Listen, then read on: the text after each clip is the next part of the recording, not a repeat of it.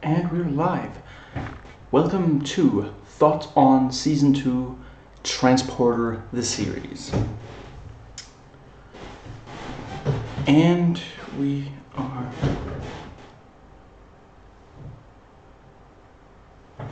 now. Let's see, we're gonna go into the season opener.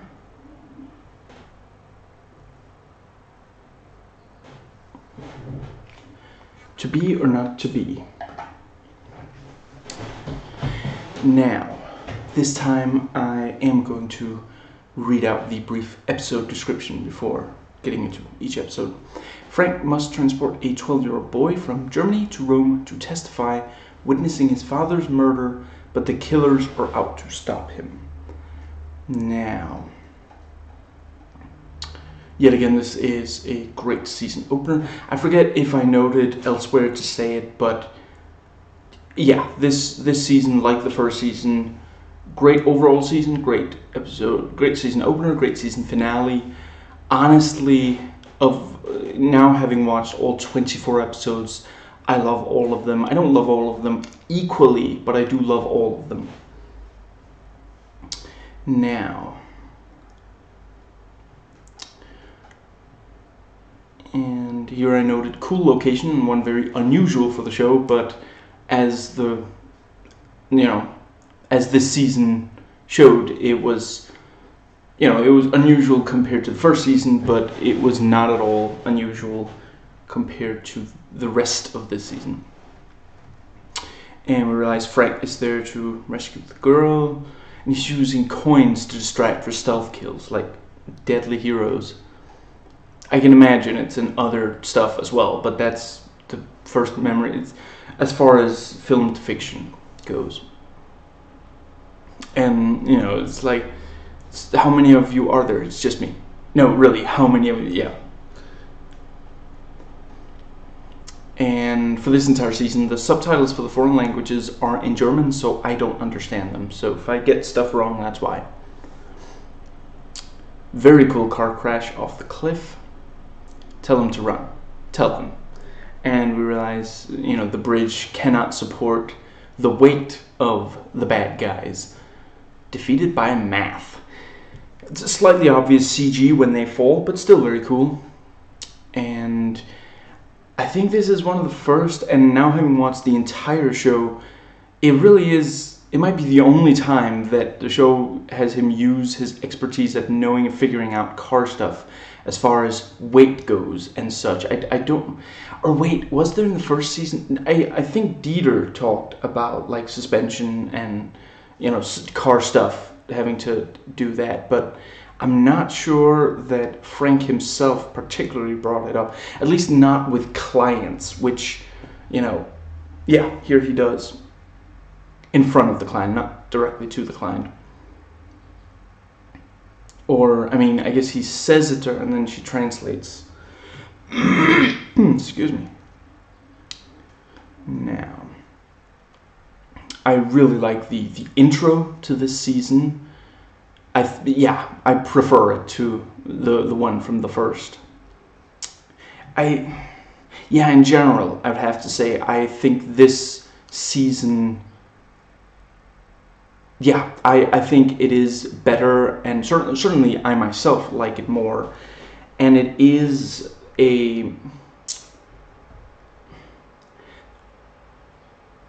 let me think.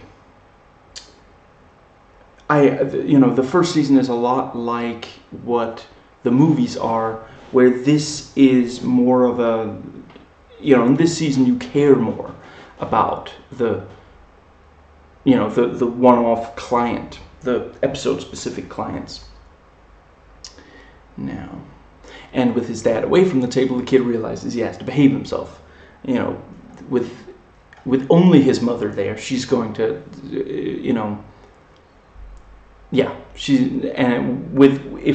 when his father is there, whenever his mother says, behave yourself, his father's going to be, come on, lay off the kid. But with the father gone, and the kid sees his own father shot, and the shooter realizes there's someone there, but the kid hid just in time. What if he hit himself? And we see Frank with this new place. It's a rental. It blew up, and I love her reaction.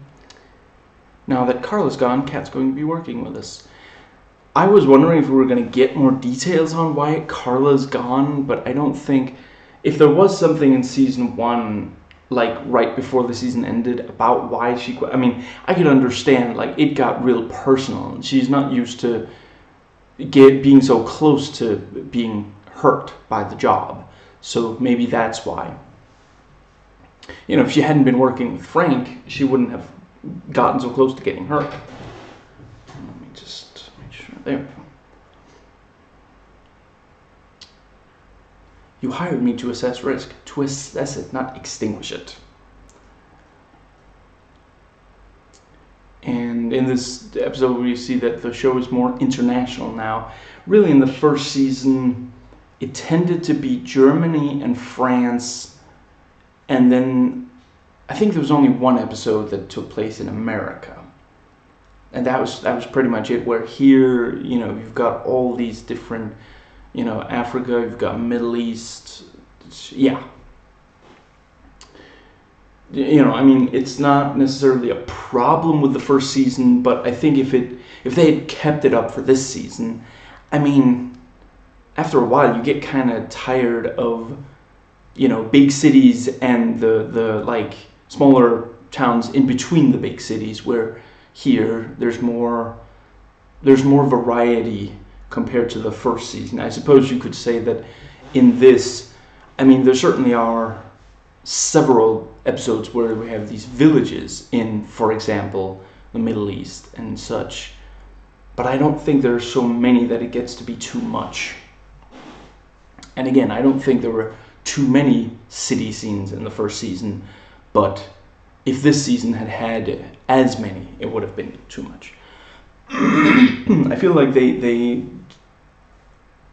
tried to find out, they tried to think of what could we do differently than the first season, what would be interesting to do differently.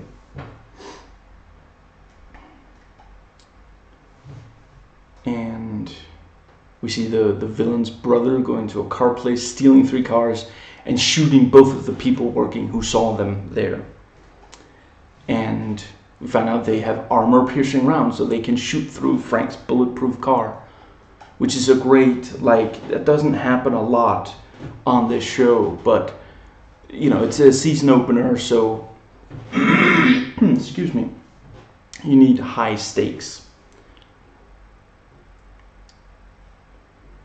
And Frank manages to block off 2 of the cars, but the 3rd is still on the way. We see it is, in fact, the one with the brother still in it. For some of this, I'm just going to refer to him as brother or the brother. I think I might have said this in my thoughts on the first season, but I cannot be. I'm so used to subtitles, and both of these seasons have no English subtitles at all. So there are a lot of character names that I did not pick up, and character job titles and such. So I'm going to just be referring to them based on what I at least, what I'm fairly certain they are, or what I've seen them do, or what I've seen them wear, or something. Like how in the season 1 opener, in the pilot, there's that one guy who always wears a blue jacket, so I call him Blue Jacket. And the brother's car gets boxed in.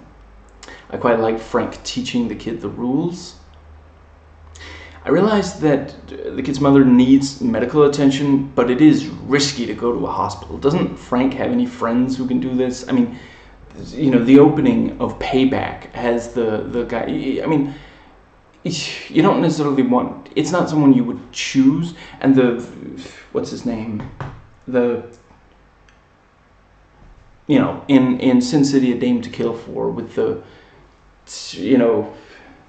popsicle sticks that he uses to for the fingers.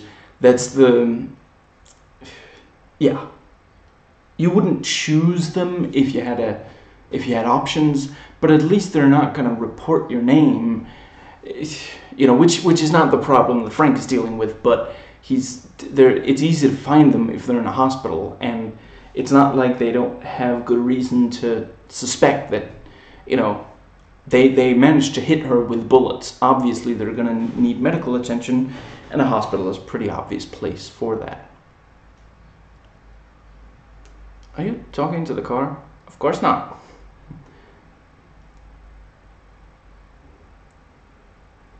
How did they find you? An implant in the boy's neck. Are you serious? No, I'm not serious. I have no idea. And brother goes up to Frank in a hospital elevator. Really great fight between brother and Frank. And Frank threw his scalpel into the chest of that one guy. And then Frank drives them away in an ambulance. And Kat's talking to the villain. I came here to give you one last chance to save your brother's life. That's also something I quite like how Kat, Carla, it would be like Frank would be like, something weird's going on, and she'd be like, I have no idea, I'm gonna look it up on my computer, and then I'm gonna call you and give you the information. And Kat's like going right up to the villain's face in prison and like telling him, your brother is going to die if you don't give up this thing. So yeah, I quite like that. She's a lot more hands-on than Carla was. Now, let's see. And it turns out the guard will help the bad guy, and Kat is trapped. In come these two guys. Good fight. She threw coffee in one guy's face, stabbed the other. It went by a little kind of quickly, but I think she was using her keys for that, for the stabby. And Dieter wants Frank to let the boy drive. He's 12. Kat, Tarconi, and Dieter all want Frank to quit the job.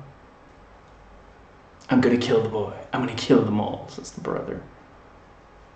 And the bad guy fakes needing a doctor, so he'll stay in his cell, be safe from what we find out is a bomb.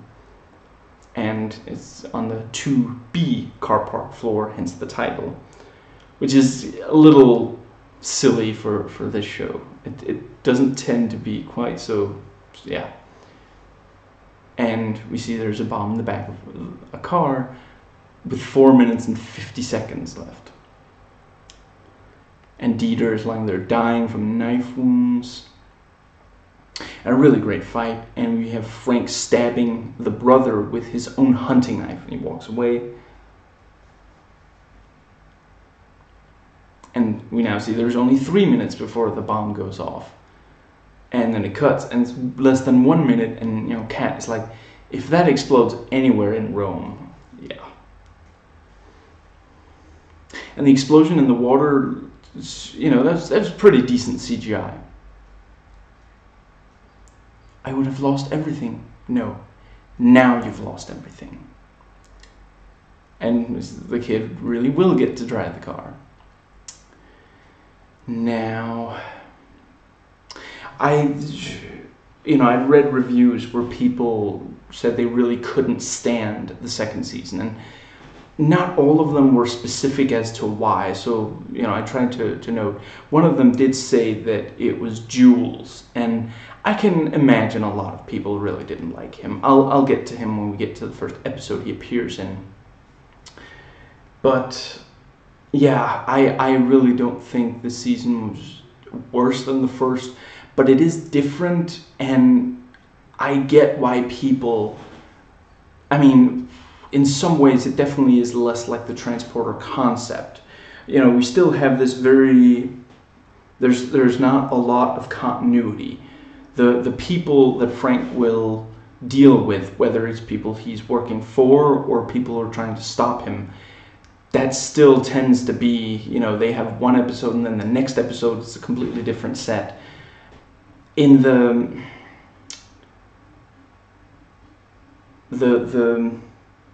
thing is, in the first season it really did tend to be someone is hiring Frank to transport something from one place to another.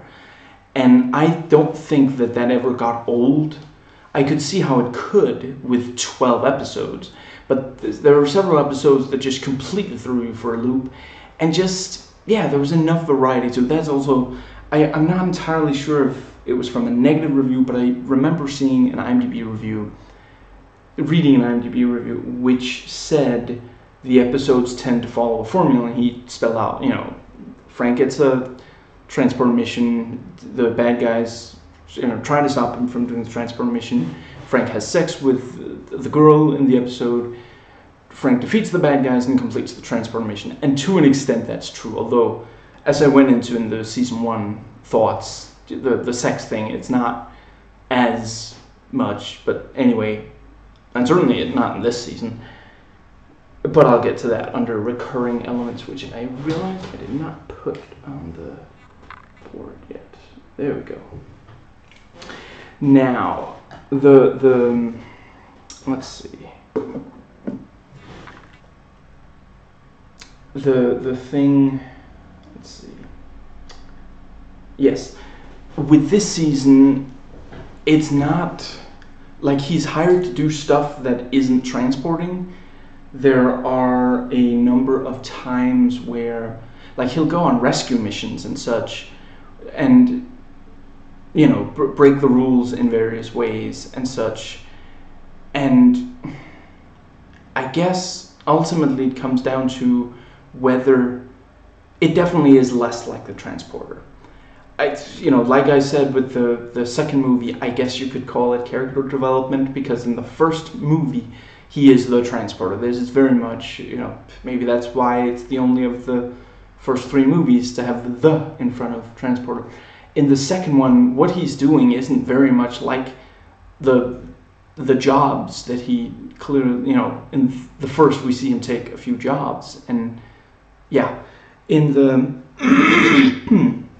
yeah, I guess you could argue that he in this season he no longer feels like he's not quite comfortable with only doing them. He sometimes agrees to rescue people and stuff like that. So yeah, it is different in that regard. And then at the end of the day, it comes down to whether you like that change or don't.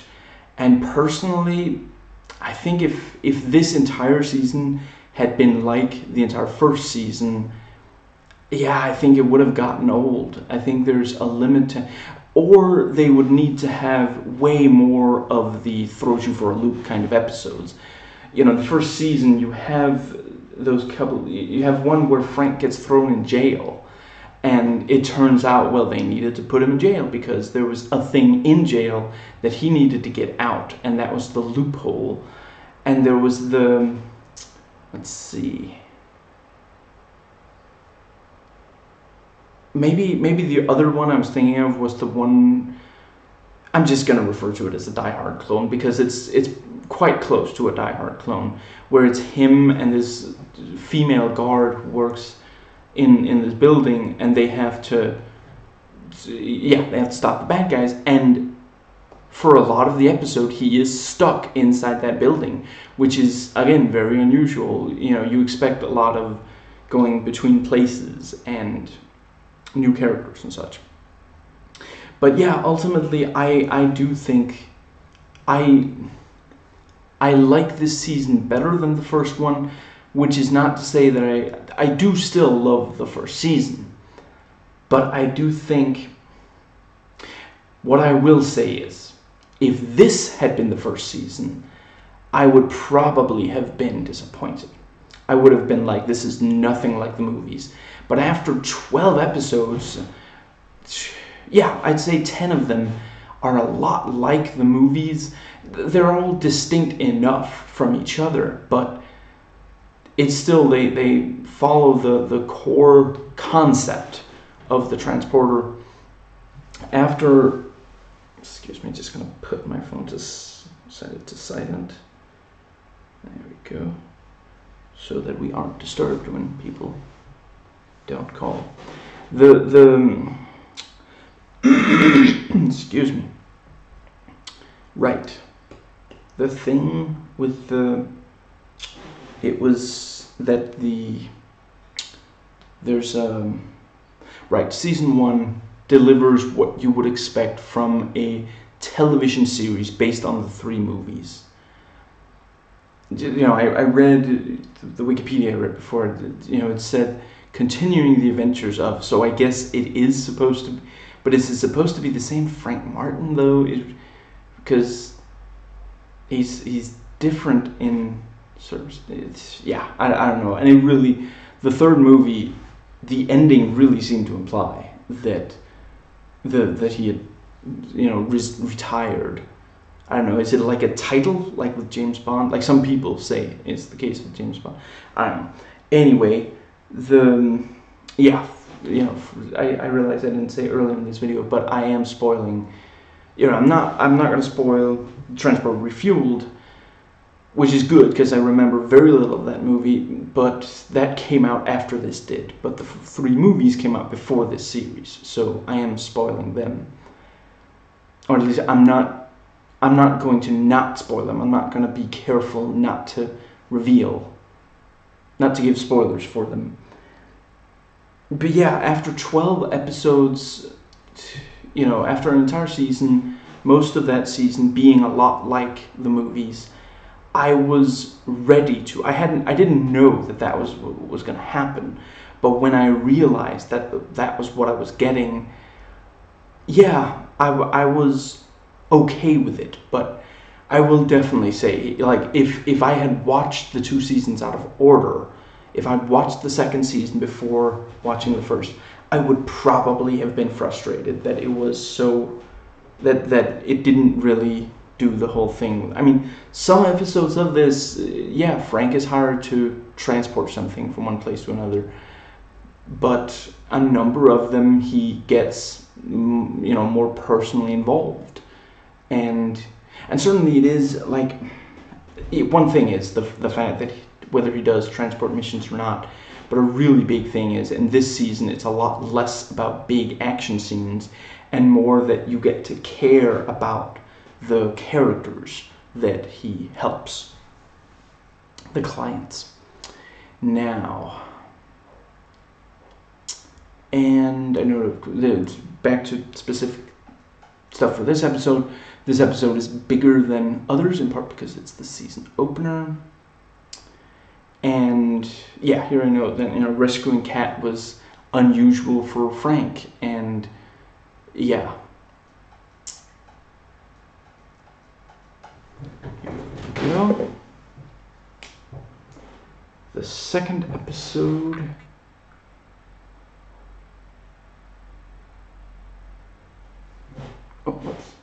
Boom. Now, Frank and Kat travel to the Sahara Desert to deliver a briefcase, but are stranded overnight and soon involved in a local war. So again, that's very different. He completes the transport mission right at the start of the movie, and yeah. And Western Sahara, another exotic location rather than Western Europe. And Kat is with him rather than in an office or the phone with him. And, I wondered at this part in the season, which was later confirmed, she is going to be with him, There are some episodes where she's not, at least not for every single mission, but in a bunch of them she is. And that did make me think, if this goes south, does anybody back home know that they're here? Because that could actually be kind of... I liked Carla fine, but I do quite like this thing of the character. I mean, ultimately, she didn't get to do a lot. She's mostly sitting in a chair, talking to Frank on the phone, reading stuff, typing and then reading stuff off a monitor. And I mean, that's not that exciting.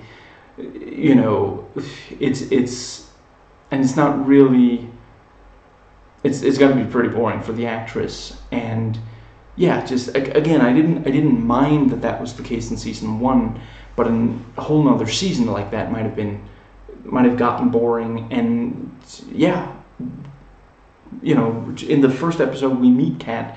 She goes to the villain, tells him to his face, even though, in this jail. I mean, it's a surprise that the guards help him, but ultimately, yeah, she's in jail. She doesn't have any weapons, and she's not, she doesn't have the kind of combat training that Frank has. Frank going into that situation, we know he's going to be fine, but yeah, that genuinely is. It's exciting. She's a more hands-on kind of character. She gets more. I mean, I didn't keep count, but I feel like a drinking game could maybe be made out of just how many times Carla says, "That's weird," because here on the monitor it says, some variation of that. Just like, "No, according to the monitor, you're supposed to be at the right place. I don't know why the client hasn't showed up. No, the person you're supposed to be, transporting is supposed to be this guy. I don't know why he's apparently this other guy." And it's just,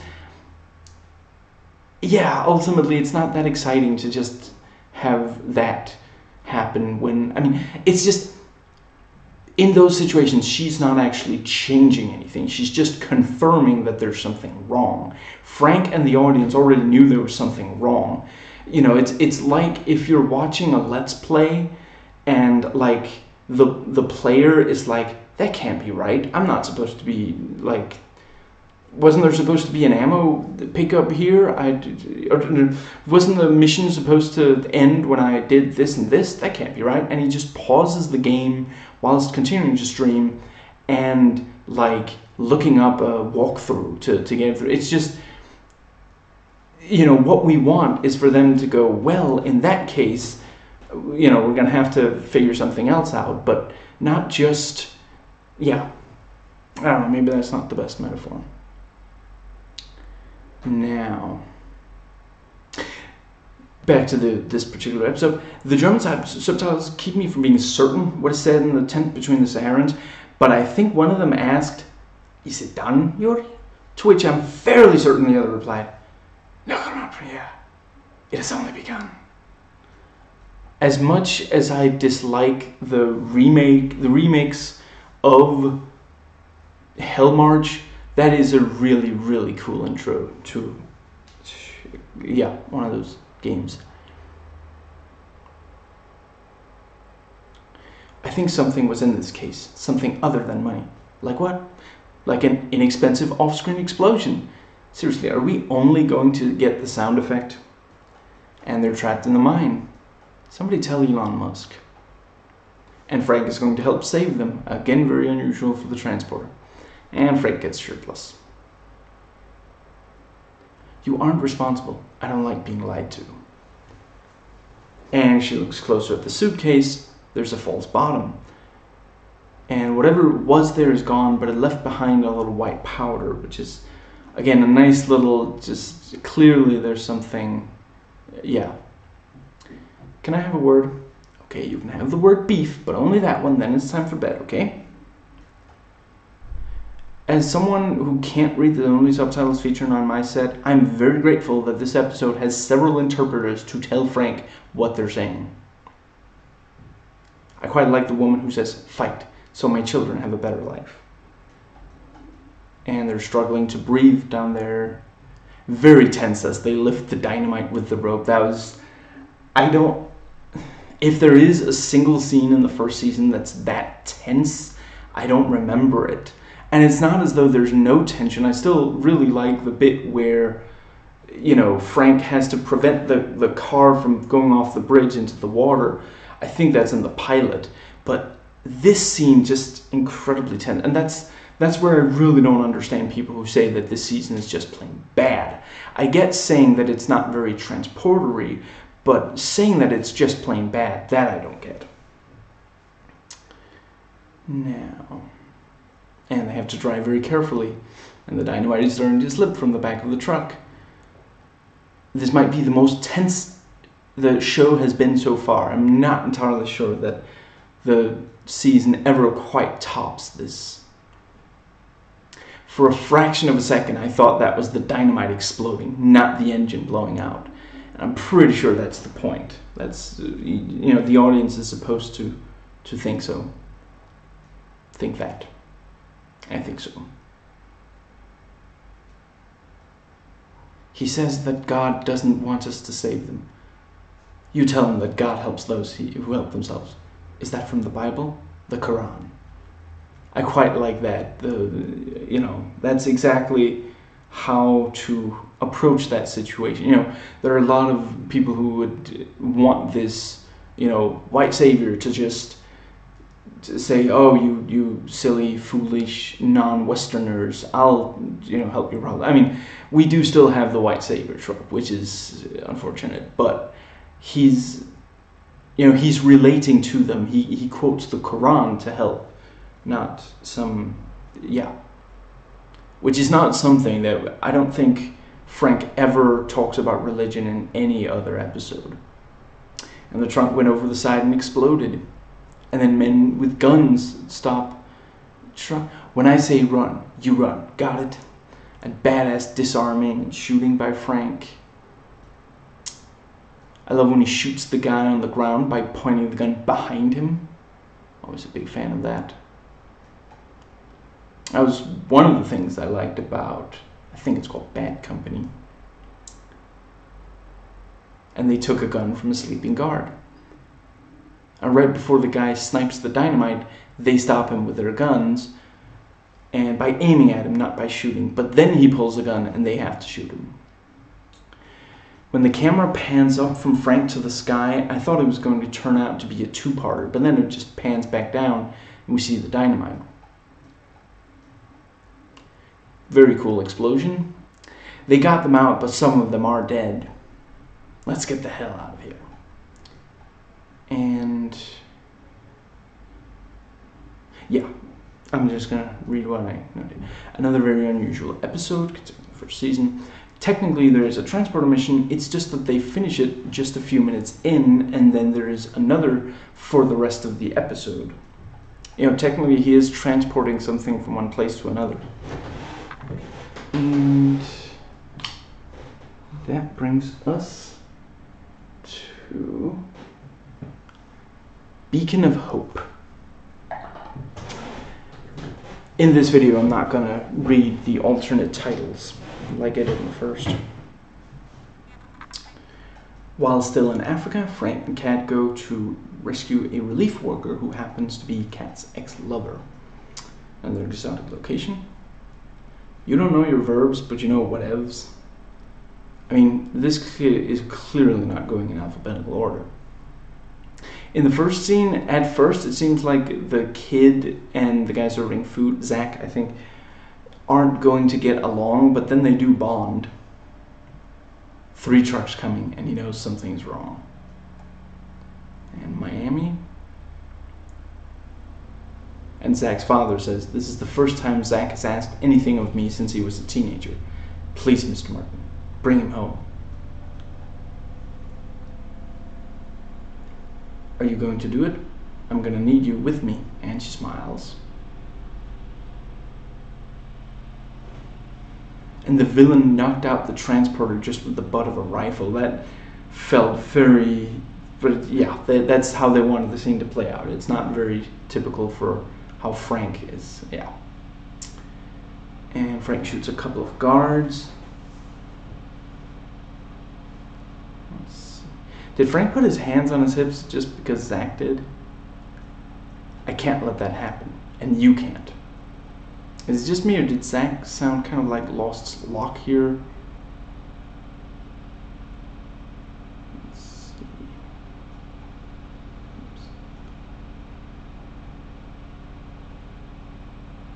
Okay, I don't remember this, but okay, I'm just going to read what I voice typed. It's possible this makes no sense.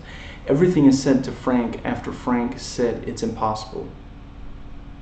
Yeah, I don't know. That's... I may not have... I don't always remember to proofread. And I didn't catch his name, so I'm just going to refer to him as Whatevs. Whatevs kid. This is all the help we get? We're screwed. I like this kid. And whatevs kid, Zach says, "I'm a sneaky bastard."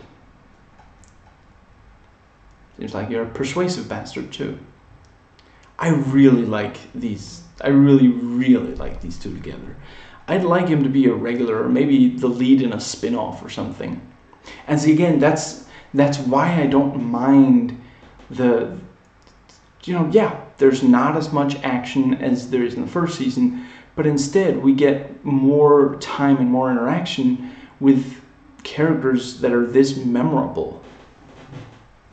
I mean, let's see. I watch one episode a day. This was episode 3. So it's been like a week and a half since I watched this episode. I only watched it once. And, I was also trying to just keep up with what was going on without subtitles. And I still distinctly remember this kid.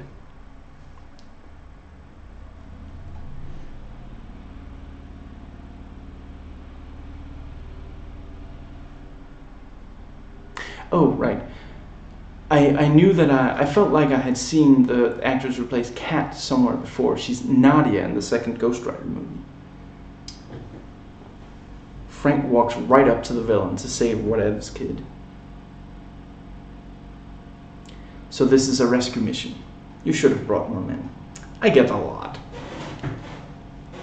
Excuse me, just try to adjust my back a little. I know it looks ridiculous, but it's unavoidable. He's at the Oasis with the other boys. It seems out of character for Frank to give up information even to save someone else's life. And let's see. Another great fight, and then they knock over stuff to slow the bad guys down. And one of his kids says to Frank, "You a sneaky bastard too." And Molotov cocktails, and the third and final one slows down the bad guys. This climax is quite reminiscent of the first 2 Terminator movies and the first Universal Soldier movie. And the bad guy's car flips, crashes, and explodes. We see the bad guy still alive. And when the villain points a gun at Frank and Zach, whatevs kid gets in front of Zach, both Zank and Frank. Yes, that's the pronunciation I'm going with. Zank and Frank. And let's see.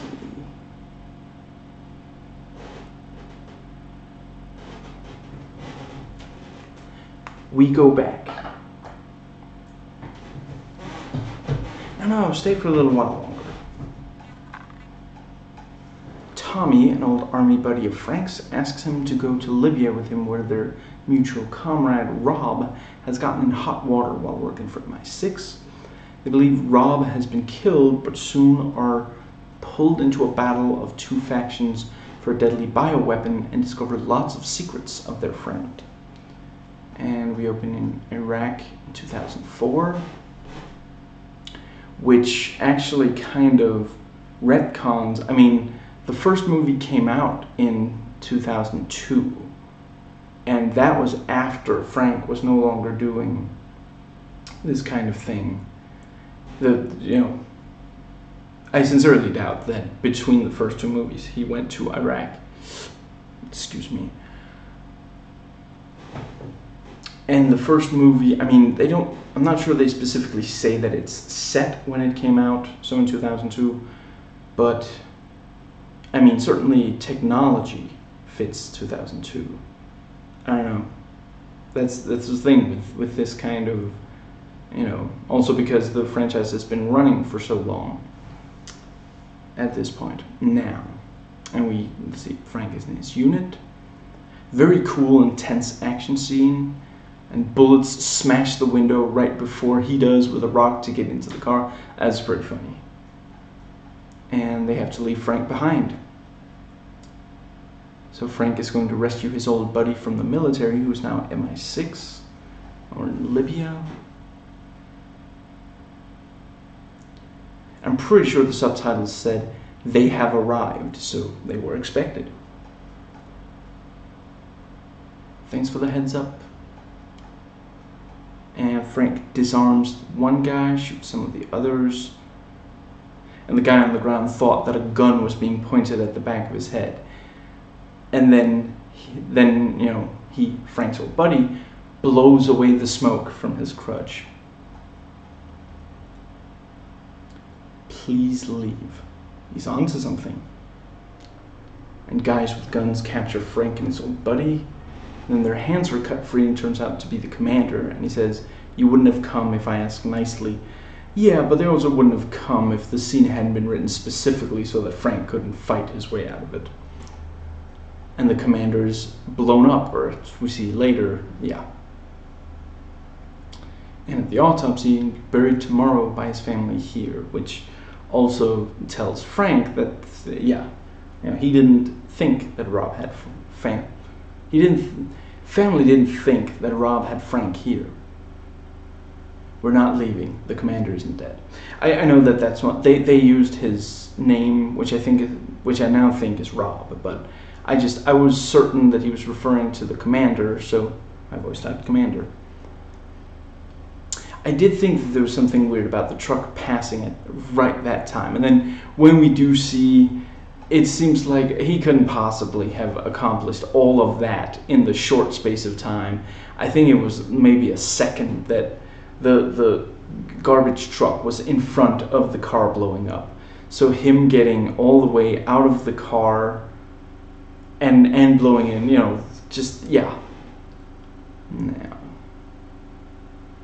And Frank's talking about the commander. He knew the body would be buried here. No autopsy, no proof it wasn't him. And Frank talking to the commander. Looks like an explanation is in order. And the commander doesn't want them to get involved, but Frank calls Cat. And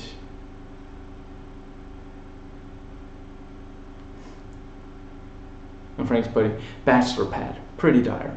Not as dire as that beard.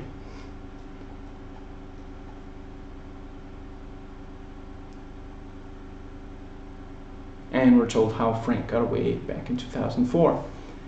And we see they did come back to save him, and that's why they refused to leave the commander behind now. And we learn the commander was going to sell sarin. And half a dozen guys with guns show up. And they point a gun at her, and the commander says, "The weapon's in the trunk." And they defeated them. She swung a pipe very nicely. Awesome climax, and it ends up with the three of them pinned down, just like at the start. Crutch guy is even wounded again, and the commander runs with the case up to the guys and guns. They removed the sarin, so he wasn't giving it over, but he did buy them time so they could get away. Of course they were going to focus on the guy with the case. That's what they want. They don't care if the others live or die. They just want what's in the case. And Crutch guy says, "Rob was right. It's hard to tell right from wrong anymore." And this was where I noted Season 1, as well as the movies, were cooler than Season 2, but Season 2 is really making me care. I'm getting into the characters and the various drama with them, and really hope for the best outcome when I watch. Now, this is when we get to Jules. Now,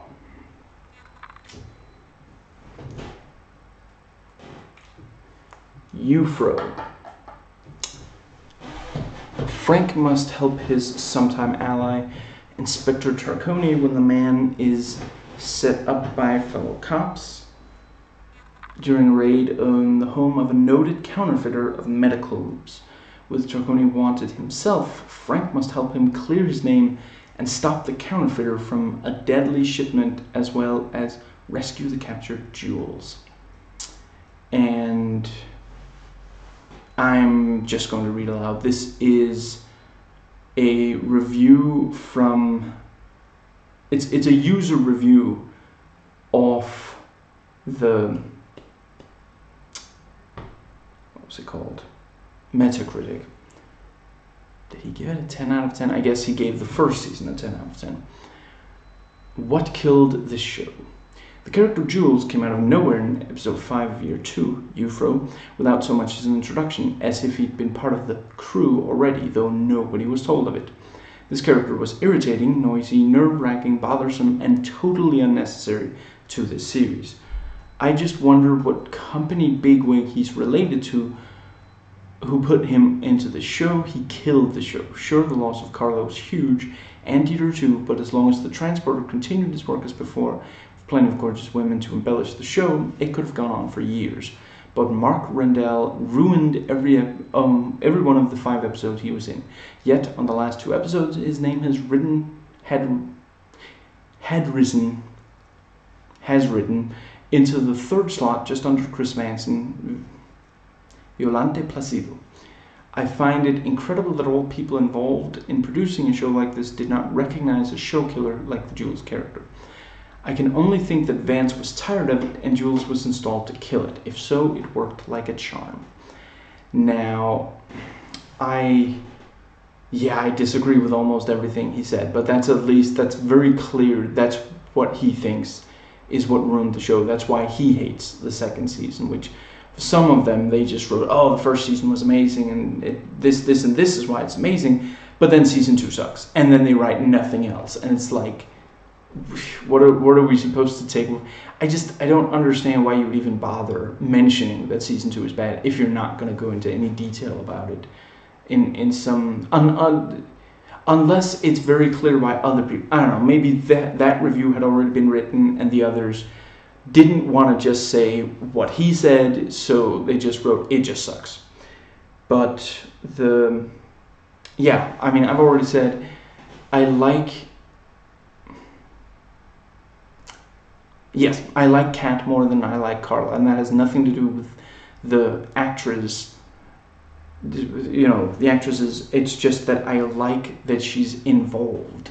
I get the appeal of having someone sitting safely away at a computer who can easily call, she can talk to Frank on the phone, she can talk to a client, all these kinds of different, she can tell, like in some episodes, she's like the one, she calls Frank and says, you're wanted by the police. They think this, and this about you.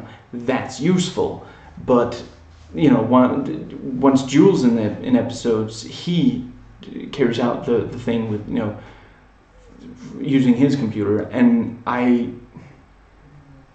mean, Jules doesn't quite replace Dieter as such. It's just that there's no longer a car guy on the show. And I like Dieter fine, but I feel like he also didn't do much. He was just kind of the comic relief. Like, oh, look, he's going on a blind date. Oh, look, he can't stand the new client because the client doesn't care about car stuff. Oh, he acts, he insulted this big, muscly guy, on a call-in show, and all these different things. He never really affected anything, where, I mean, I guess in the 2nd season, we're just to take it that when Frank gets his car badly damaged, he goes to some generic, mechanic and gets it fixed, and I'm like, that's fine. I don't need a face and a name to, and don't get me wrong, it fits with the 1st season and the movies. It is that kind of just silly comic relief kind of character. But if he's going to be in so many episodes, I'd like him to contribute more. It's just, I mean, Tarconi contributes much more than Dieter does. I just, I feel like, what didn't Dieter do that did... Yeah, I don't know where I'm going with that. Just, I like that South Park joke. Now, I like the entire one. For some reason, the only part I've been able to find on YouTube is the, damn it, what didn't Diddy do? But the entire exchange is so golden. I didn't mind Dieter, but I really haven't missed him watching this 2nd season. And I feel like both Kat and Jules are so much more interesting characters than Carla and Dieter ever were. So, yeah. But again, I mean, ultimately, there's a lot I like about the second season that is very different from the first season and from the three movies that I remember. So not the Transport Refueled. And ultimately, it's just, as much as I love the movies and the first season, there are other things that I like more, and I get why people who wanted that to be the style for the entire show are frustrated that the second season is so different. But yeah, just I'm gonna get a little more into Juju. Yeah, I'm just briefly. At first, I found Jules kind of frustrating. In this episode, I find him frustrating. But other than that, most of the time, he does not annoy me. He doesn't annoy me to a point where it's a bad thing. It's one of those things where it's a delicate balance, but like, you know, in the Lord of the Rings, the hobbits, I'm blanking on their names. Not Frodo, not Samwise Gamgee, but the other two. You know, you all everybody from Lost and the other one. They're supposed to be annoying, but we're also not supposed to be like, okay, I'm done with this movie. This is too annoying. And that, you know, those movies strike that balance. And I feel like every episode that Jules is in, other than Euphro, also strike that balance. You know what? If he had been in more than 5, maybe I would have thought he was too annoying. You know, if there had been more seasons and he'd been very prominent in them, that could have. But as it is, this season, I do not think that. Yeah. So and ultimately that's like I said about the Joker in Suicide Squad. Yes. I think the design is genuinely, I don't like the design of the Joker.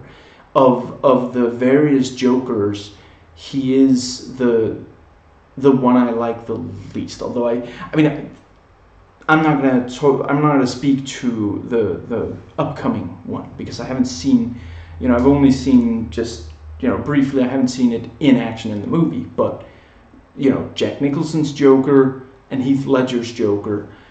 You know, with both of them, I mean, it's difficult to make someone with a pale face in a purple suit with green hair and you know, strong red lips work in live action, but they do. They get there, and the permanent smile kind of thing. And yeah, with those they do. And yeah, with Suicide Squad Joker, just in general, I get people being frustrated that they do kind of have this, you know, let's see, was it emo or was it like Hot Topic? I think is the best, you know, that kind of encapsulates what they look like, and that's fine for some of them, but not all of these characters should be in that kind of and this kind of streets, you know, street criminal kind of thing to the look of them. Some of the characters it makes perfect sense for, but some of the others it is a little weird. Like, maybe it's also just when I see Killer Croc, my main impression of him is from the Arkham. Yeah, I'm not going to go into which. You know, he's in at least one of the Arkham games that I've played. And in that, not only is he huge, like he's maybe 3 times as tall as a regular human being, but he's also he's completely different. He doesn't have a street kind of thing going on at all, which, yeah, the movie version does. And yeah, it feels weird. Anyway, back to the Joker. When you just see pictures of him, you know, before people went to see the movie, they saw pictures of him online, and there you can just stare at it for ages. And that's like if you stare at a picture of Freddy Krueger. Eventually, it's no longer scary, it's familiar. When you actually watch Suicide Squad, personally, I don't think that the Joker has enough screen time, or is the more annoying traits are so pronounced that he gets to the point where I think it's a genuinely bad Joker.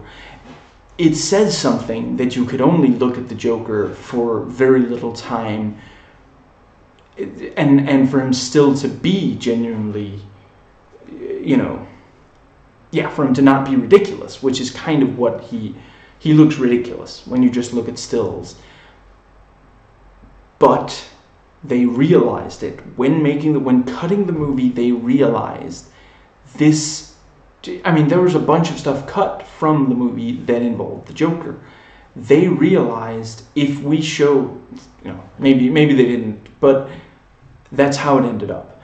They cut so much of the Joker out that the little you get of him in the movie, it's fine. It's not like great, but it's not. He doesn't look ridiculous, which he kind of does when you just see a shirtless still of him with all the tattoos, and him I think there was one where he's like holding his hair, he's like showing his teeth so much, and you see the grills and big wide eyes, and just when you see the actual movie,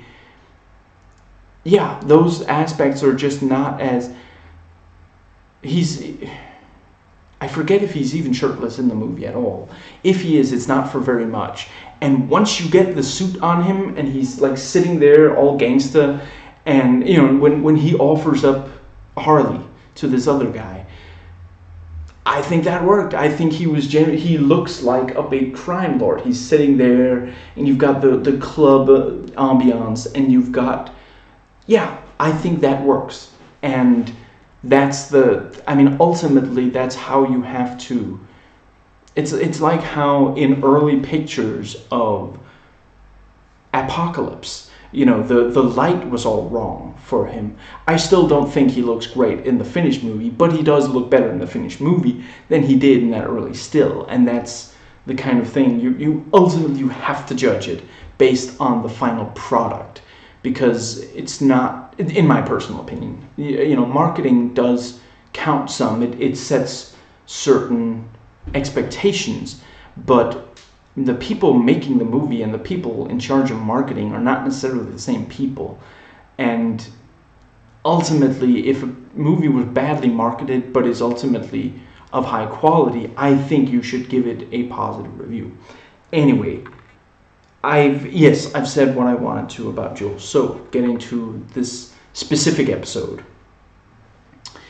Now, and we found out, this monster raised the prices on life-saving medication. Wait, no, he sold counterfeit medication. Still, really reminded me of Farmer Bro.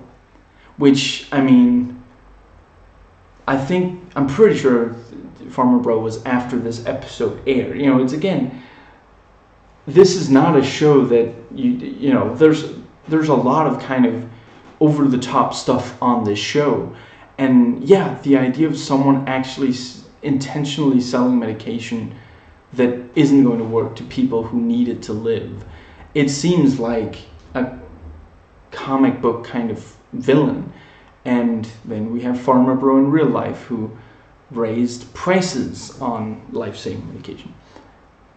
I like the raid, and then we see them drive away, leaving Tarconi trapped, and there's a bomb on a timer. It's on a timer because there's a TV audience who should feel tension, and is realized by watching the rest of it, because the episode didn't need him to survive. But if not for those two aspects, it would of course be immediately triggered. There's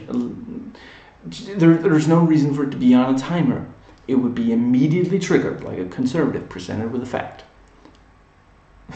And the opening credits has also starring Francois Berliand, but we just saw him get blown up.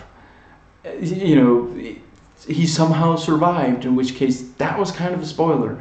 So in that case, I don't know. That was really, could they not have I think it's been done in other places, but there it's pretty stupid too.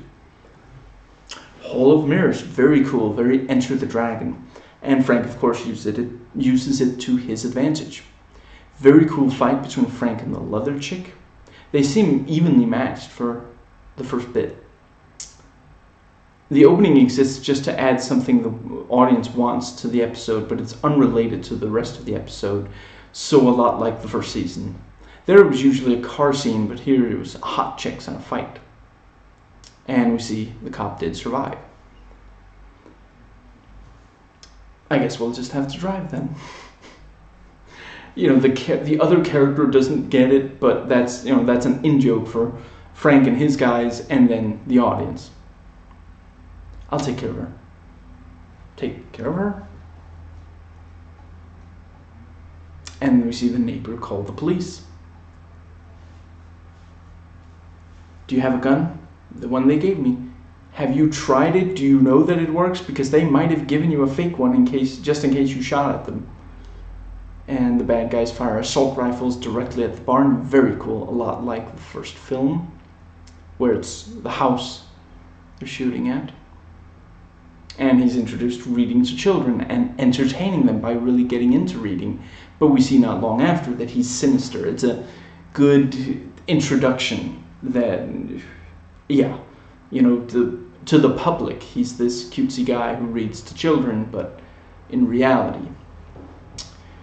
Now, I see what that user review guy means by Jules not getting a proper introduction.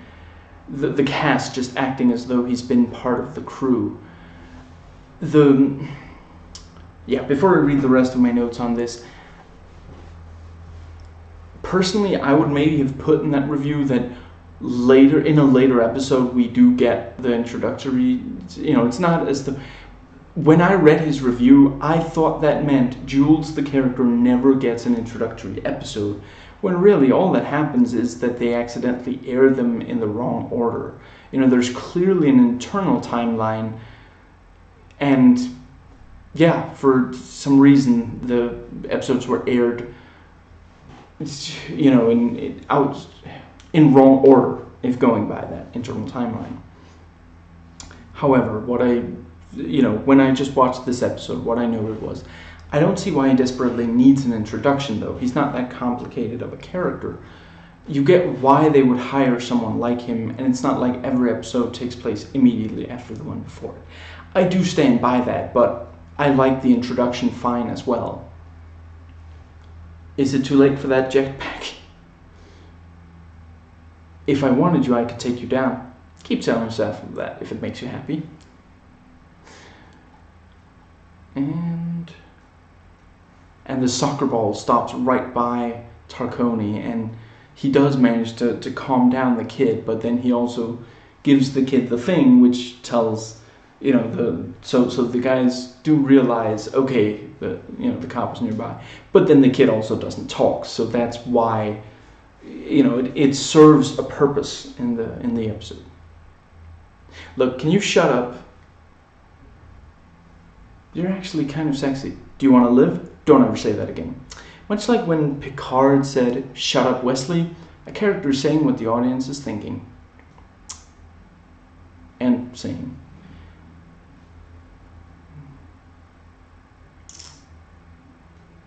And he got past the blockade. Very cool driving. And he defeated the cop in the woods using martial arts. And Frank is asking Kat about weapons. Kat, what do you have? Breath mints.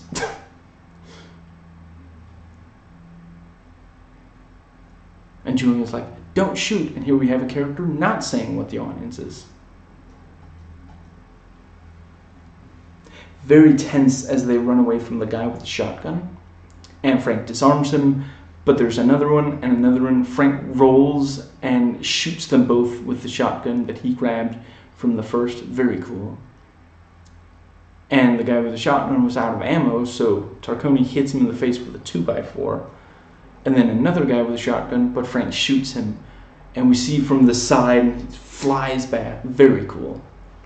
That was, I'm glad that, on the cover of the this season's, on the cover of the season one, he doesn't hold the gun at all, which, considering how much more action there's in that season than in this season, is ironic. But in this one, he has a Beretta in one hand and a shotgun in the other, and I'm not certain that it was the same type of shotgun. I forget, but yeah, he doesn't actually do that in this season. He doesn't have.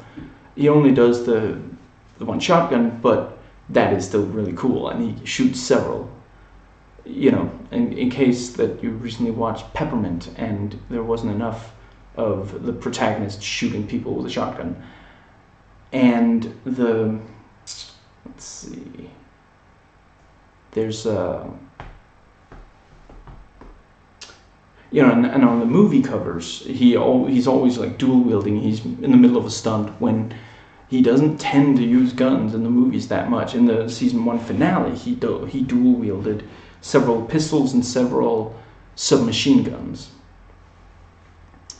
Very, very Punisher and very, first Matrix movie. And I guess the third one, but I don't think the second one especially. Anyway,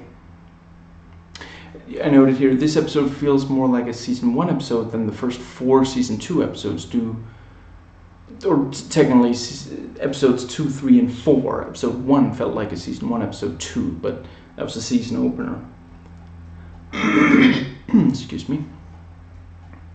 And Frank kills this one guy by filling his mouth with the counterfeit pills and holding, so he can't breathe. And, I did note. Now I see why they put a shotgun in Frank's hand on the season set cover. And Frank covers the bad guy with alcohol and points the shotgun at him. And the girl got out of being a hostage by hitting the guy, and then Frank shot one guy, Cat shot another, both of their shotguns, and then Tarcone uses the one bullet he had left to set fire to the bad guy. Very cool. And that's, this guy was going to get people killed. So, yeah, people who need medication. So that is the kind of, character that we appreciate seeing, lit on fire.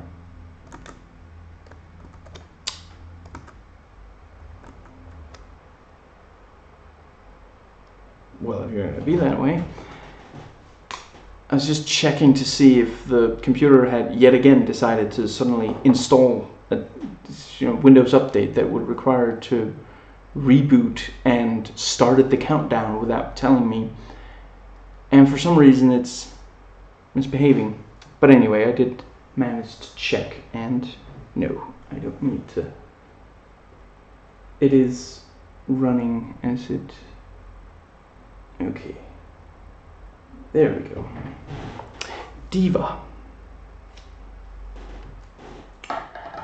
And Frank is hired to protest against an egotistical singer during a tour of Europe, but soon realizes that instead of a mad stalker, she's been targeted by a professional assassin. And Frank hides the diva away from people. She's wearing normal people clothes while a double dressed as her goes in the limo, and she is kind of annoying, whining about how she's not wearing nice clothes. Good car chase, and Frank uses his brakes and had the other guy drive between the train cars instead of him himself driving between train cars just in time for the other guy not to follow him between them. I'm not sure I've seen it done like this, at least not many other times. So now Frank has to be a bodyguard to her rather than once transporting her from one location to another. And a dead bird is served to her, and they chase down the waiter. The waiter fights the bodyguards, but Frank got ahead of him, hit him with a fire extinguisher, and then sprayed it on him. Excuse me. And she says she doesn't think he's been to any of her concerts. Excuse me, kind of a flirty tone. And we have her perform. She does sing pretty well, but with bland lyrics and message. So yeah, pop diva. Nailed it. And the guy going after her has a tiny ring with something sharp on it, probably poison, and he manages to prick her. The prick. Amazing how much pain can be caused by one prick. Crap, I've completely forgotten that much. Anyway, it's not exactly the most memorable of the MCU. Excuse me. And Frank uses parkour to reach the guy. And they fight far above the stage on this thing that hangs above. And I guess that scene in Mission Impossible 4 might be kind of a ripoff of this, unless they'd already planned and or filmed that. Now. And we find out she's targeted by mercenaries from Central Africa. And she insists on finishing the tour and tells her agent, "You cancel it, you're fired." So I guess it's just you now, standing between me and Armageddon. Yes, do not watch that movie, it is terrible. And the main villain tells the poison motorcyclist to kill Frank as well as the Diva. And Frank has sex with the Diva. It has been a while since the sex scene. I'm going to get more into that in the recurring elements segment. It wasn't the protesters who hired the assassin. It was the dictator. I think he uses the name instead of saying dictator, but I didn't catch it. And Frank shoots a gas can, causing an explosion, and they fire their submachine guns back at him. And a very cool martial arts fight. And Frank hangs on one of them. And the villain will use sulfuric acid on Frank and the Diva. And the Diva smacked the villain in the face with a brick. And Frank drowns the poisoner. He's very eager to kill people in this one. I could do low profile, you know. I could be your Miss Moneypenny. Yes, you could, but you shouldn't. And that is Lynyrd Skynyrd she's singing. A cover of it. So for Frank's benefit, of course. I guess this episode kind of lies between a typical season 1 episode and a typical season 2 episode. And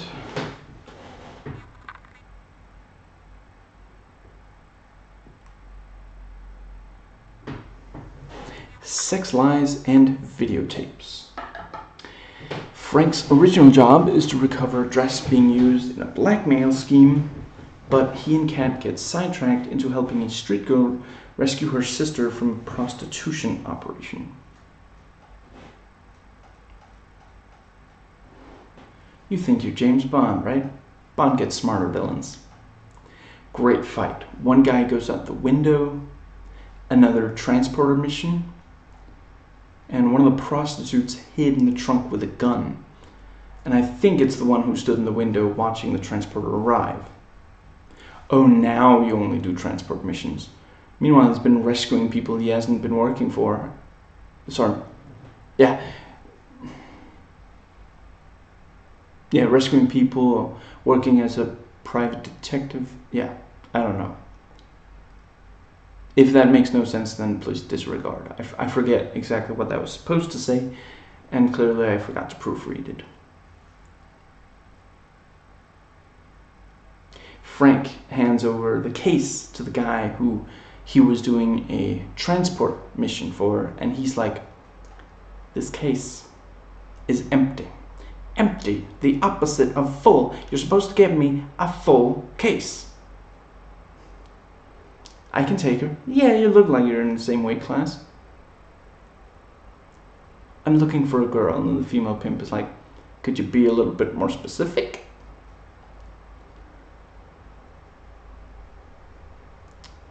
And, Kat's still talking to the pimp. She's like, "Maybe you want to tell me more." And, she slides over some money, and the female pimp, "These are Monopoly money?"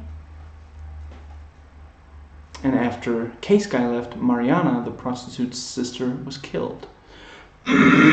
Excuse me. And Frank to Case Guy, "If I find out you're lying to me, I'll kill you myself. We're ever to threaten with death or killing anyone." And I like, when you see the prostitute smiling over having so much space to herself in the hotel room.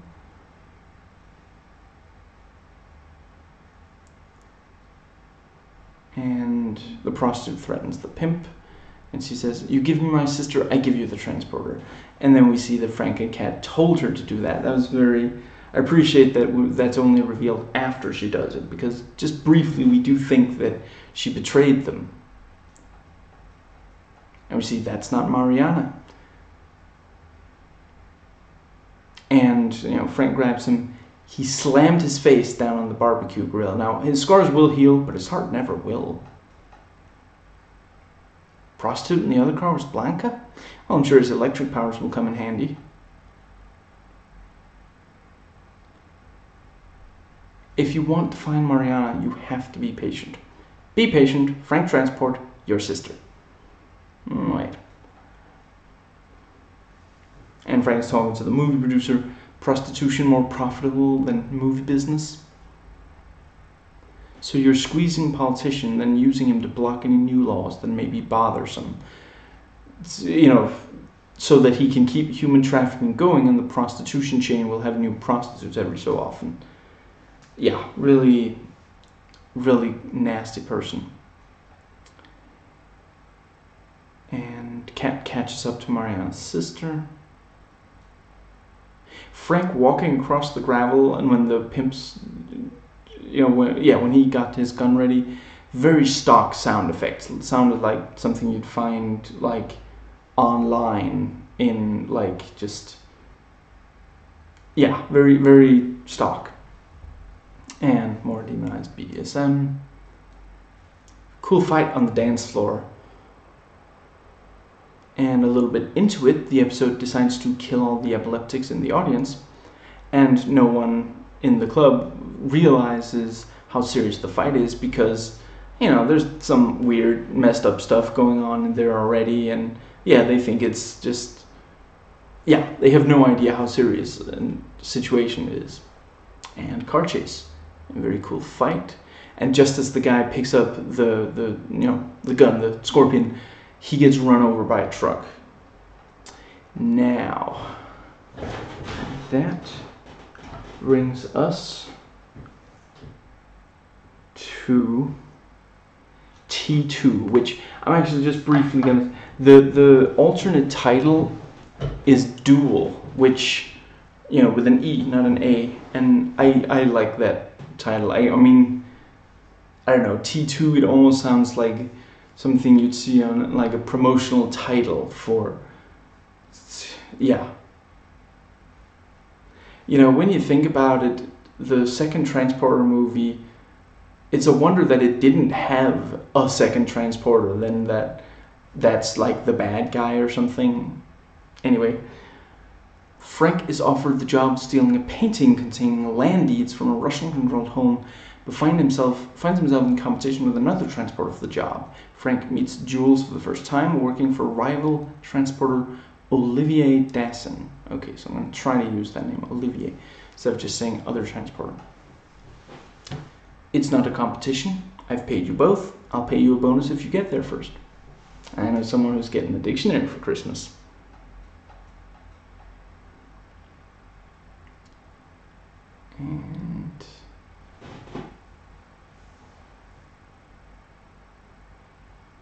And approaching Frank in a slightly different way, that got him hired. Thus they managed to hire him. And Frank gets away from the military, by driving, but I have no idea what that was. Anyway, the tank actually fired a shot at him. That was really cool. And Frank drove off a cliff, so the car hit the water below, and he flew out. How the heck did he survive being flung out of the car and landing on the ground like that? And Frank's in a truck.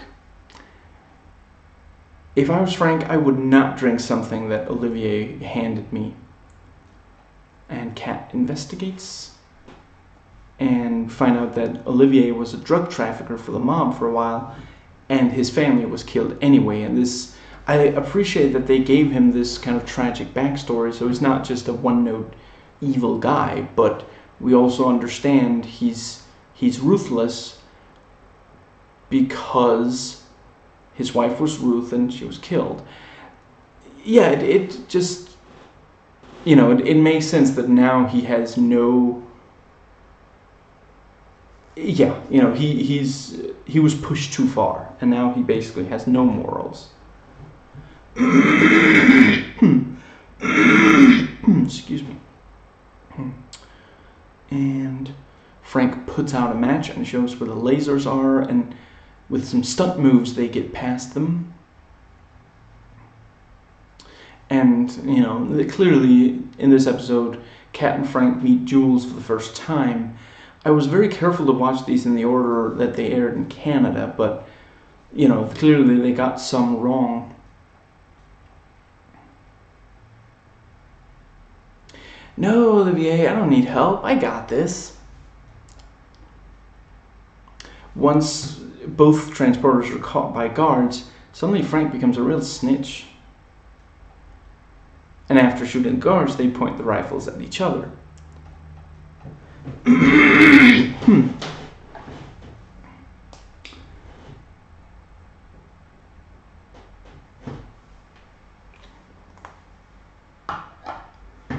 Trust. 9 months after transporting a woman away from her mad stalker, Frank finds himself expertly framed for her supposed murder and must play a deadly game to find the truth and clear his name. One of the bad guys threw a bolo towards Frank's neck as he's on a motorcycle, but Frank dodged it and it hit the guy behind him. Very cool. And the glass door closed right after Frank drove past it, but the guy behind him crashed into it. And she's going to use the plane to get far away so that Zach, her boyfriend, can't hurt her. Where can I find a guy like you? What kind of guy? A good guy. Good, bad, he's the guy who doesn't carry a gun. And we see there's someone on the plane, and it's Zach. And then, Frank's new client, we realize later this is a ruse, but anyway, incredibly nervous and ends up running out during a check and getting caught by cops. And the authorities think that Frank called, I forget her name, at 9:14 at night and then broke down her door. Excuse me. And she called the police. And someone was arrested, but apparently not someone with the name that the client gave. But Jules checked and made sure that it was him. Now, it could be a bomb. I don't think he went through all this trouble just to blow me up. Did he just call me your little nerd friend? I'm pretty sure I'm taller than him. I knew Jules couldn't let that one go right away. And it's not it's not being called a nerd or anything. It's just, I'm not little. And Zach believes the authorities' story against Frank.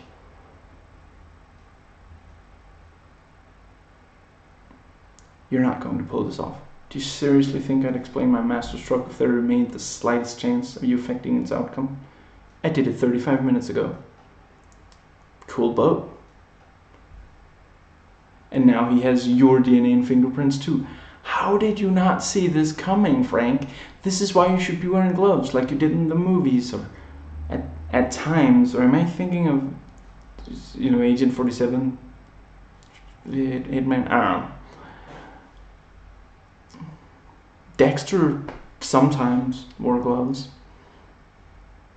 And Rose double-crosses Frank because she thinks that he double-crossed him, and that's why Zach was in the plane. A guy as smart as Doug doesn't need a transporter. He needs a fall guy, of course. And then we find out it was Zach all along. Very good twists. 2 bullets in the clip, Mr. Martin. Make them count. Very good fight, and Frank smashes him through a glass table. And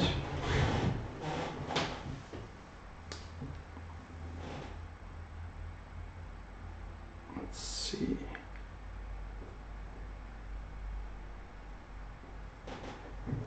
Chimera. Frank has to go undercover for the FBI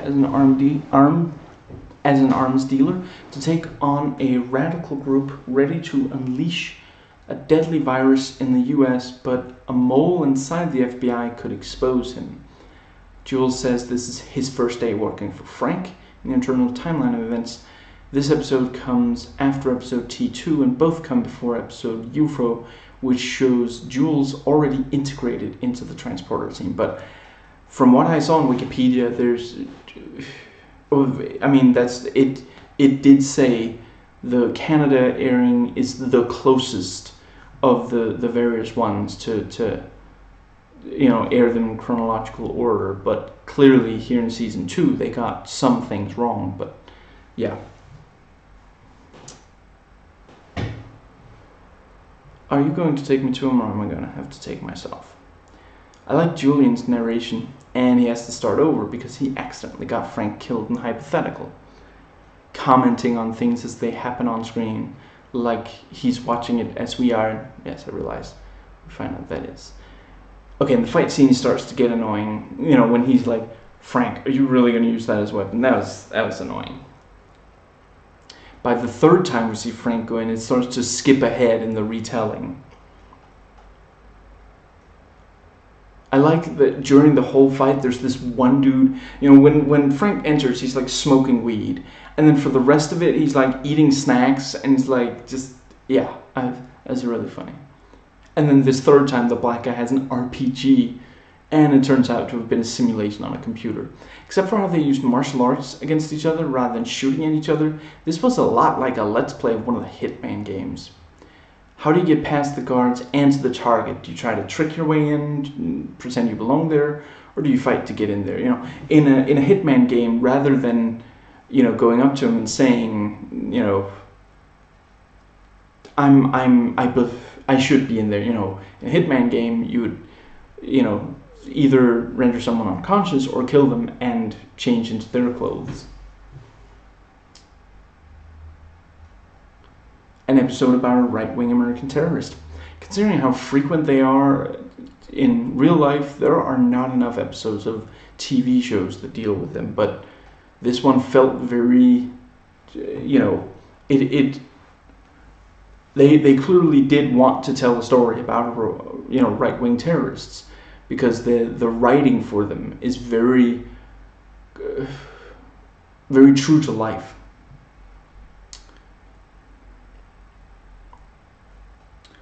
I show up in his place, in Blake's place. Very clever and a good concept for the episode. Yeah, again, this episode, it's not that different from the rest of season 2, but it's definitely different from what you get in season 1. But yeah, it was the... Yeah, I have nothing more to say about that. Now, I'm afraid I forgot his name, so I'm just going to call him Boss. Asian Boss. Asian Boss talking to the chemist. You got a big brain. You know what your problem is? You got no balls. I like balls. And Frank talking about Blake. He won't be carrying a weapon. Well, maybe you should. So she's speaking for a lot of the audience. I won't need it. And he's speaking for the writers. It's just that it's my first day. I don't want to get killed. I don't want to get you killed. You did 3 times already. And let's see.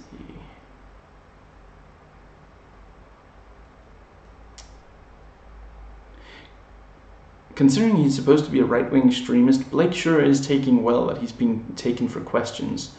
These are people who take over buildings with assault rifles when they're asked to pay taxes. But then, it turns out to be because he knows he can fight his way out of it, which if he makes a huge fuss before they take him for questioning, he has to fight a lot more people. And he can't sneak away like he can. Frank does a good job of imitating Blake's voice and inflection.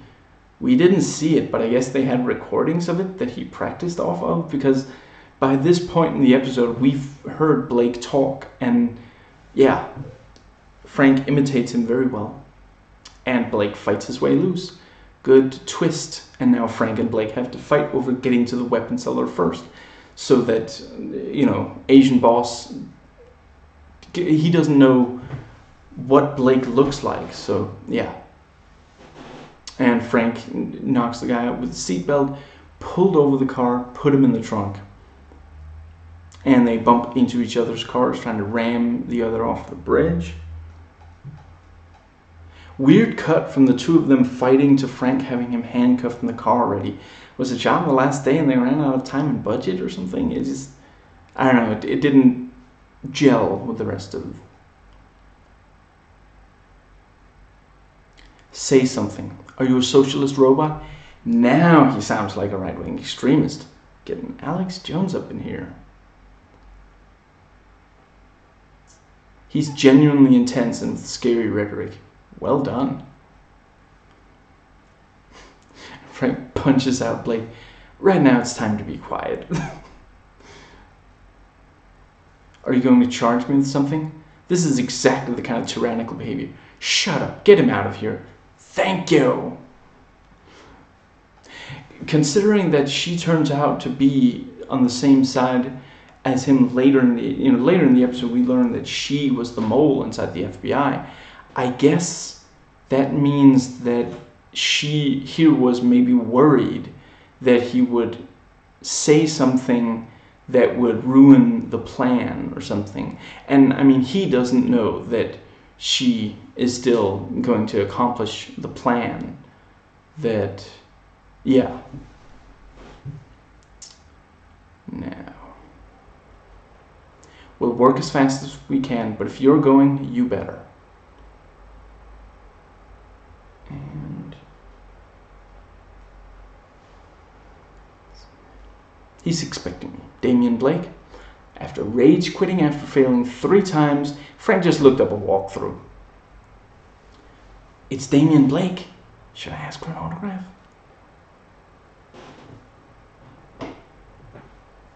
I've vetted everyone on this task force. If she had a Russian accent, it would have been wedded instead of vetted. She'd be a bigamist. First, a guy accidentally spills food and drinks near the Asian boss as he's playing video games.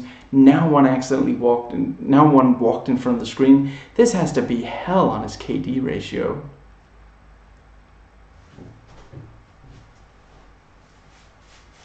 And Asian boss asks Frank, "Are you a cop, kitty cat? Is that what you are?" "Wouldn't tell you if I were, would I?" "You're a funny guy, Mr. Blake, you know that?" "Careful, you're gonna get handed a flyer for a stand-up at some place no one's even heard of." I don't see anything. Exactly. If they weren't talking about a passport, but about evidence in favor of right-wing conspiracies, it's your typical conversation between right-wingers. Great fight. And, Frank is still pretending to be Blake. He fought because they were fighting him. He couldn't just stand there and take a beating. "You think I carry only one passport in my line of work?" Very good cover. And Asian boss agrees with Blake's viewpoints. So after Asian boss killed the brilliant chemist, he hired his son to make him something important and deadly. This guy's so going to get double-crossed by him. He's going to grow those balls that Asian boss likes so much. I wasn't even done voice typing that before he received the text message asking to help. He's the man on the inside. And yet again, Blake manages to get away from trained agents because of his martial arts skills. They've got to stop underestimating him. Excuse me. And Blake takes Kat as a human shield, demands car keys, and then FBI girl shot him point blank because he was focusing more on grabbing the keys than being ready to shoot Kat. And she, not only did she manage to stop Blake, she also saved Kat. Very nicely done. And, when he said, give me the car keys, she didn't just, if she had shot right then, he would have been ready to shoot Kat, and, Kat would be dead. But instead, FBI girl, bluffs and claims, okay, we're gonna give you, the car keys. And because he's focusing on the car keys, she manages to shoot him. And when I saw the male FBI agent getting Kat coffee, I was like, he's definitely the mole. He poisoned it. Sorry, Daddy. And Kat talking about FBI girl. When she said all that one life to give stuff, she was really talking about herself. Of course. And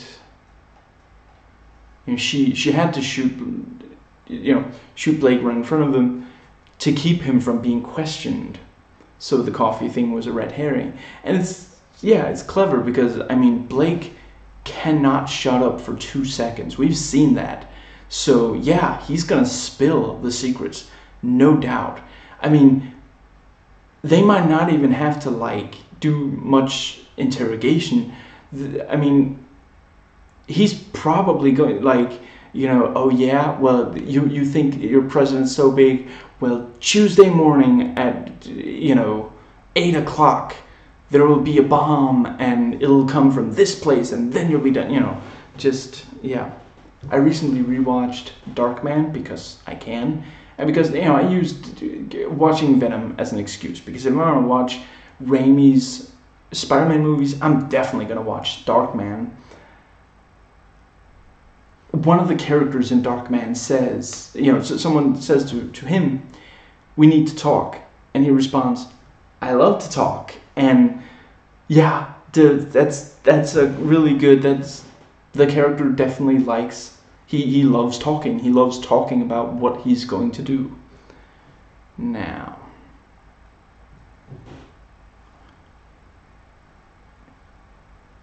an Asian boss, who are you working for, huh? And then he runs off. I guess wasn't that excited about the answer. So Frank fighting all the goons in front of the video game screen does happen outside of the simulations. It just happens later in the episode. I appreciate that it wasn't just empty. Yeah. The kitchen staff are great fighters. This happens a lot in action movies and TV shows, and yes, I realized it happened early in the episode, early in the show, but it was when watching this episode that I got to thinking, are those guys hired for their cooking or for their fighting? Which happens the most? Customers saying, man, this food really sucks. Or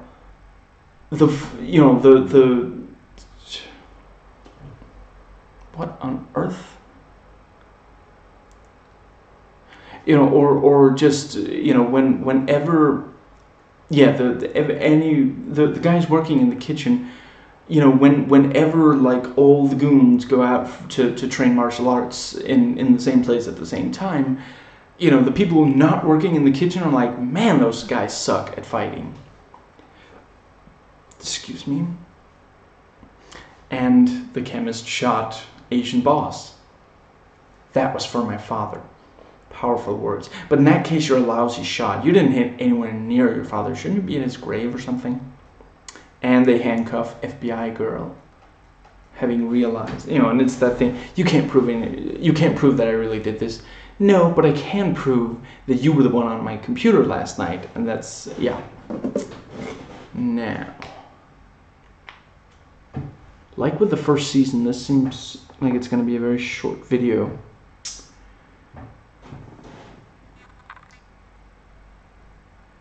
And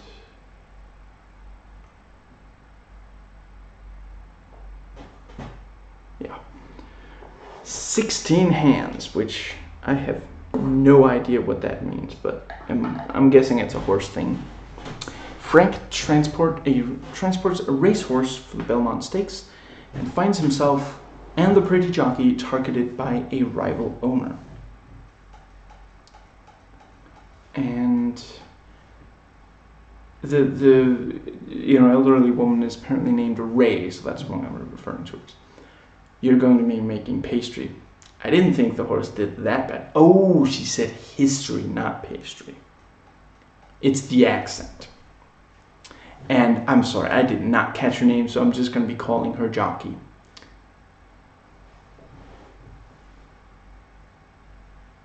How did you get out of there? And then more horses appear. It's a horse riot.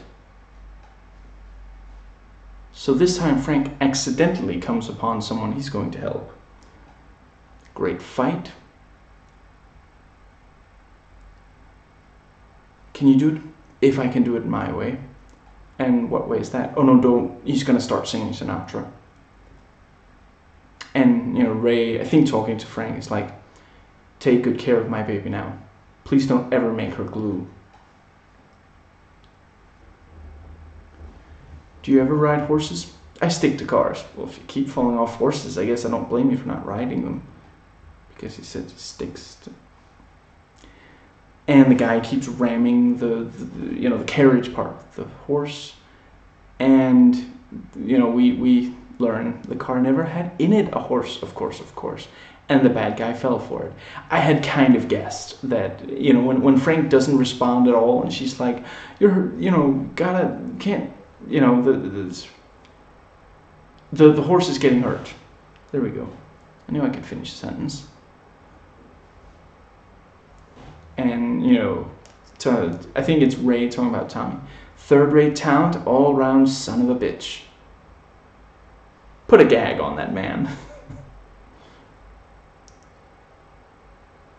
And, Frank is like, you hired me hoping I'd fail so that you could get insurance money. I'm afraid I'm not that clever, Mr. Martin.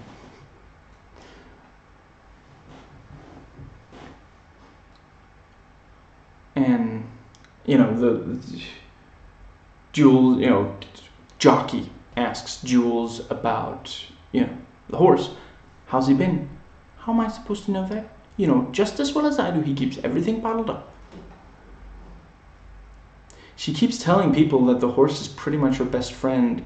Frank, Jules, and as I had guessed, there is indeed a payoff to that. Pull over for gas. You don't want him to cut one in the car, do you? Blame my watching 2.5 Men so much recently. And the villain wants her to make the horse lose so they can bet on it and make a lot of money, which is, as she points out, of course, illegal. I gotta watch my weight. She keeps trying to lock it in her bathroom and it just keeps finding its way back out somehow.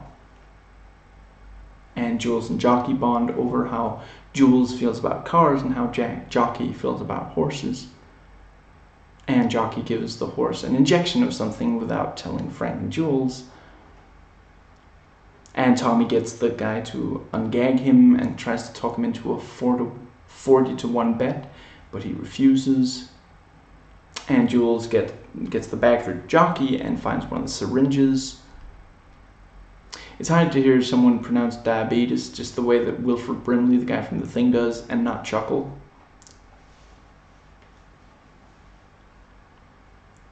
Now. And Tommy gets the guy close to him and manages to hit him and get out of the chair, and then he grabs the keys for the handcuffs off the table. And we find out that the syringes were antidote to the poison that the bad guys had given the horse. I got a little tied up. I see what you did there.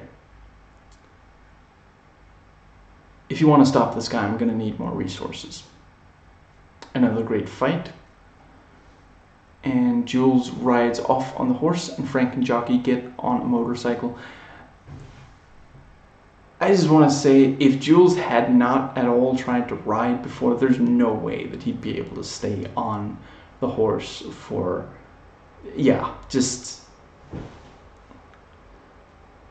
and the horse has a discharge. And I like that Frank, before he beats up Tommy and the guys again, this is just for fun. Our business has concluded. This is just for fun. So they didn't win the Triple Crown, but they did get one over on the bad guy. Excuse me. And Jules was the one who shared moments with the girl in this episode rather than Frank.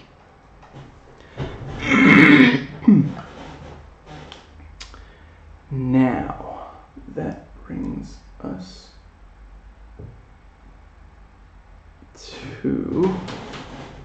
Endgame. Frank and Kat pose as a pair of diamond thieves for a job, which leads to Frank reuniting with his old girlfriend, Zara.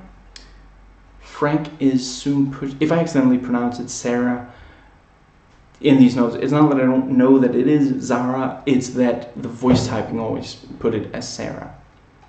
Frank is soon pushed into working for the government on a job, but learns all is not as it seems, and puts himself and Kat in danger. Now, let's see.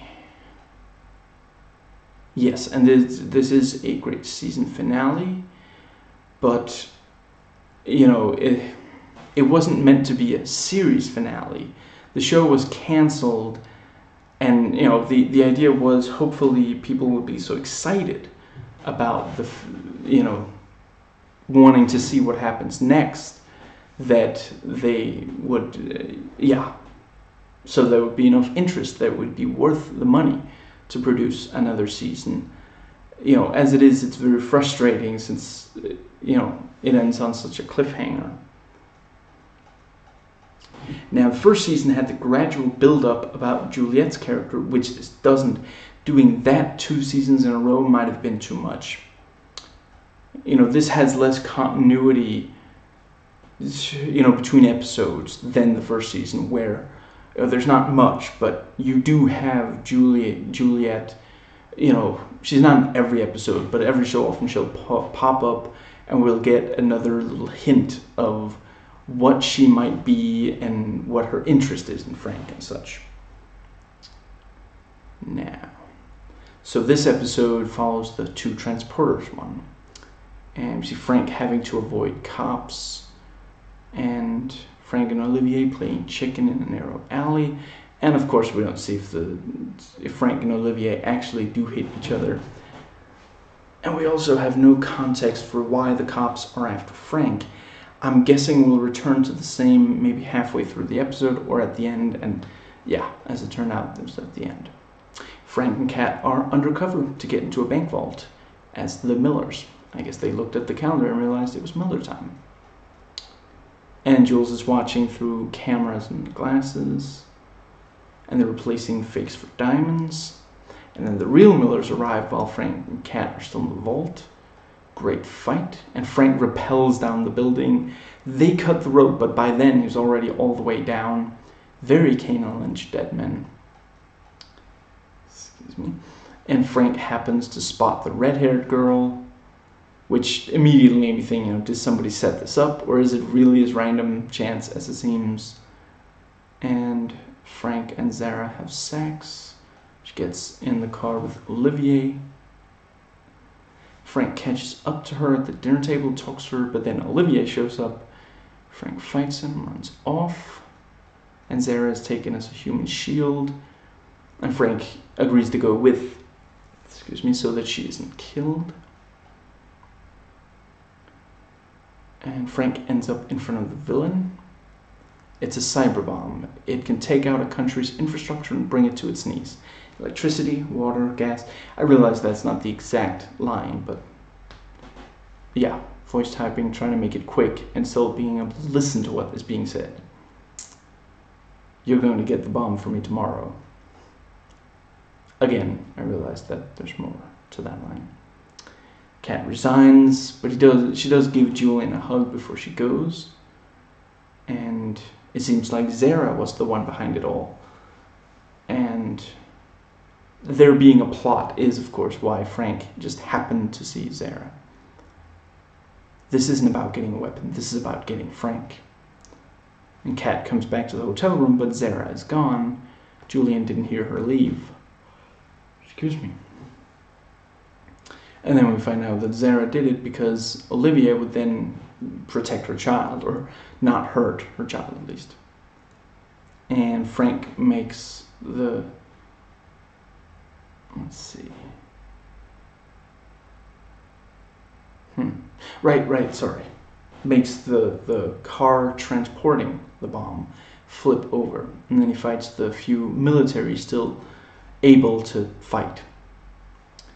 And Julian traces Zara to a nursery. Kat can't believe I got enough sleep, I don't know what this. And, you know, she thinks it's a wild goose chase. And the guy follows Kat on a motorcycle, and Kat calls Tarconi. And Kat sees Zara with her child, realizes why she disappeared, and, you know, at that point she says that it's Frank's son. I hadn't really thought of that, but I guess, I'm not sure they specifically, I mean, I guess it makes sense. Yeah, I don't know. Maybe she's just guessing. And I mean, I guess that as a, you know, that's an interesting kind of, I mean, he doesn't like leaving people behind. So what is he going to do?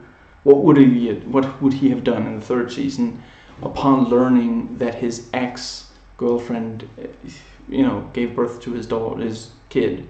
I'm not sure the gender was revealed in the episode. That genuinely is, yeah, you know, if they make a third season at some point, I'll watch it. And shot Kat from his motorcycle, and the police catch up to Frank, who's parked, and, you know, the cop approaches Frank with a gun drawn. Frank's in his car, and, you know, the cop's giving orders, put your hands on the wheel, which Frank does. Shut off the engine. Frank doesn't do that. I quite appreciate that, you know, it's somewhat like, you know, put your hands over your heads now, and then raising the cop cars. So we're back where the episode started.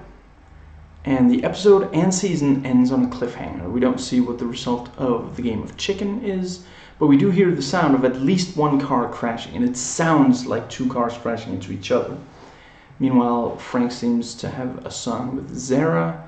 He might be arrested and put in jail for the rest of his life for the theft of the weapon, and Kat is lying bleeding to death. I'm not saying these are things that will for sure happen, but it's one of those things where you're not sure how it, you know, I mean, how do they keep Frank from, being in trouble with the law, which is something that would seriously put a damper on his ability to do his job.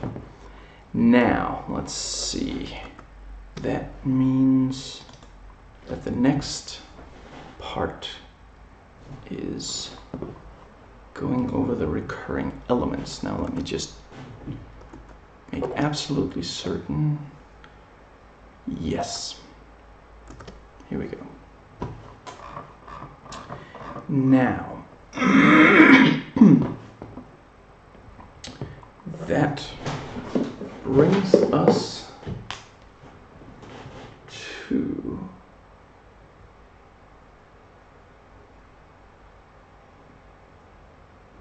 recurring elements. Now, let's see. For the first season, apparently, as far as I can understand, if I'm reading this right, the first season was, you know, HBO and Cinemax were involved there, which might be part of why there's so much gratuitous nudity and sex in the first season. But they were not involved in this season. They dropped out in 2013. The first season aired in 2012, but this season aired in 2014. So, the only, let's see, season, you know, the season 2 episode 12 has gratuitous nudity, and season 2 episode 6 and season 2 episode 12 have gratuitous sex scenes, and in both cases it's Frank having sex with a girl who's in that episode but not otherwise. So, let's see. Yeah,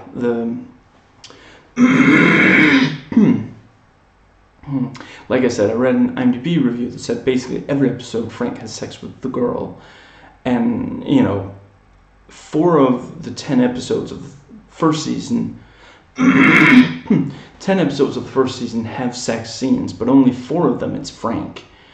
But there is a sex scene and a gratuitous one in, hold on.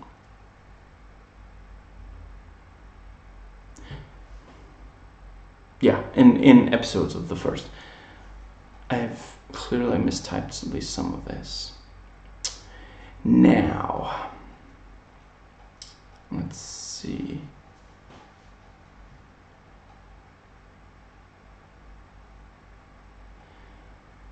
And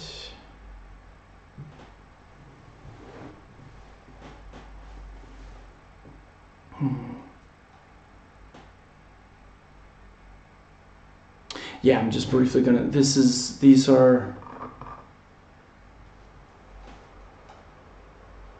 reviews from the. Excuse me. I think these are Metacritic. I so very much wanted another season of Transporter. This guy gave it a 3 out of 10. Another season of Transporter. The first season was elegant, sexy, full of action, and decent writing. The second season is like the monkey's paw version of the first season. So, monkey's paw, I guess. I mean, the bad thing that happens after a good thing happens, I guess. But I don't get why you wouldn't get into more detail. Anyway. Oh, hold on. After 2 years of hiatus, they managed to pull together a new season, but without the writing, elegance, and high-end action of the first season. See, I get what he means about high-end action. Is it less elegant? I guess it's... I don't know. I like the writing a lot. I think I like the writing of the second season better. Clearly, they don't have the same money, and it shows. I'm going to get more into that. Yeah. And this other guy said, terrible disappointment, goofy plots, and worse yet, utterly predictable. Bad direction, worse acting, especially by secondary characters, atrocious combat. It has lost all style, and Frank Martin's romantic interest skewing along. Younger, he'll be seen as borderline pedophile. Yeah, that is kind of, yeah. Very sad as I used to view this. But the second season doesn't have that many romantic, anyway. Show as one of my guilty pleasures. I wish the producers understood that the original audience for the show actually comprised of half-smart people with aspirational tastes. Now, I'm probably going to say the following in the review itself as well, but yeah, now having watched every single episode, yeah, actually I think I already said that in the video, but I love every episode of this entire show. Now, let's see. Okay, here we go. Yes, so while in season 1 there was good action pace, some of this I said in the season 1 thoughts, but I want to get into detail about it here since the second season is so different. In season 1, good action pacing, there tends not to be too long without an action scene, and the action scenes are neither too long nor too short. The rare occasion that there is a while without an action scene, there will be scenes of tension or suspense. It's never boring. Now, in season 2, less action than in season 1, and with a focus on tension instead. Now, let's see. Basically, yeah, episodes 2 through 4, episodes 6 through 8, and episode 11 of this season, which means not the season opener, not episode 5, not episode 10, not the finale, but all the rest. They have this focus on tension. Now, of course, the season opener and finale are going to have a lot of action with an action show. Maybe this was based on budget. I understand being frustrated with that since season 1 had set certain expectations, but a lot of the best creative decisions and works of creative expression were made in response to limitations. And yes, much as I loathe to admit it, since I despise censorship in nearly all forms, also censorship. The way I see it, the only just reason to censor something is to remove expressions of hatred that do not explore the hatred. Anyway, yes, sometimes censorship is that limitation. I think some of the best aspects of Hitchcock's work are from what the censor said he could and couldn't have. Now, I guess I think this is the case here. Yeah, just briefly, I'm not saying that it necessarily looks good to modern eyes, but the scene in Psycho in which a woman is stabbed without ever seeing a knife piercing flesh, blood running from a wound, or a wound in general, or female nudity. You know, you never see her nipples, her crotch, or anything. He managed to avoid showing that, and yet make the audience believe that what they were seeing was a naked woman being stabbed to the point where she bleeds profusely from wounds. You know, it's incredible that he managed to do that with those, without showing. So that's, let's see, that's one. And he did also, I forget which movie, and I didn't myself realize this. It was a film historian maybe who was talking about, but in another Hitchcock movie there's this woman who's shot, and essentially what Hitchcock wanted was a pool, you know, she falls here, and then there's supposed to be a pool of blood that slowly comes out from you know, her body. That was because that would have a strong effect on the audience. And they were like, you can't do that. Or maybe he realized already he couldn't do that. So instead, he put her in this strong red dress. So when she falls and the dress kind of collapses behind her, you know, it's put in the audience's head. Blood is pooling out from her. You know, it's a more dramatic way than someone just falling over, and then we realize, okay, so they're dead, you know. Now, let's see. Yeah, well, season 1 is set in Europe, especially Germany and France. Season 2 has more exotic locations, deserts, villages in these exotic locations, etc. And season 2, Frank does rescue missions in addition to transporter missions.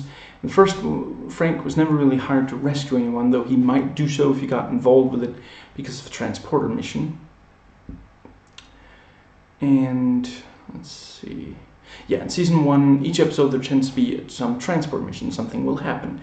Bad guys will try to prevent the transport mission. Partway through the transmission, he or someone else changes the deal, etc. In season 2, each episode doesn't always focus on the transport mission. Frank gets more personally involved. And yeah, and something I noted, you know, I rather like it. It feels more like maybe a Star Trek show kind of setup in each episode. You know, a new episode will have a new group of people, a new bad guy, and what wasn't also in nearly each new episode of season 1, a new exotic location, which is again also Star Trek. A situation that Frank probably needs to fix in some way by using the equipment and skills that he has access to, which in Star Trek would be the crew, their technology, etc. Now, you know, in Star Trek it would be going to a new planet instead of a new city or, country. Now, yeah, season 1, I suppose the movies were cooler. Actually, yeah, that's the exact same note as I have in the other, which I read aloud. Anyway, yes, and basically, is there at least one precision driving sequence, you know, in all 3 of the movies, and in all, all 12 episodes of season 1. But in season 2, the only episode that doesn't have one is episode 3. So that they still did stick to. And like in season 1, it's not always several minutes long, which it is in the movies, but you know, they can't do that much for every single episode. Now, let's see. And other stuff. In episode 8 of season 2, he uses a truck that he steals. Episode 9, he's also on a motorcycle in heavy traffic. And episode 11 has Jules riding off on a horse, Frank and Jockey getting on a motorcycle. And that's that. Now, let's see.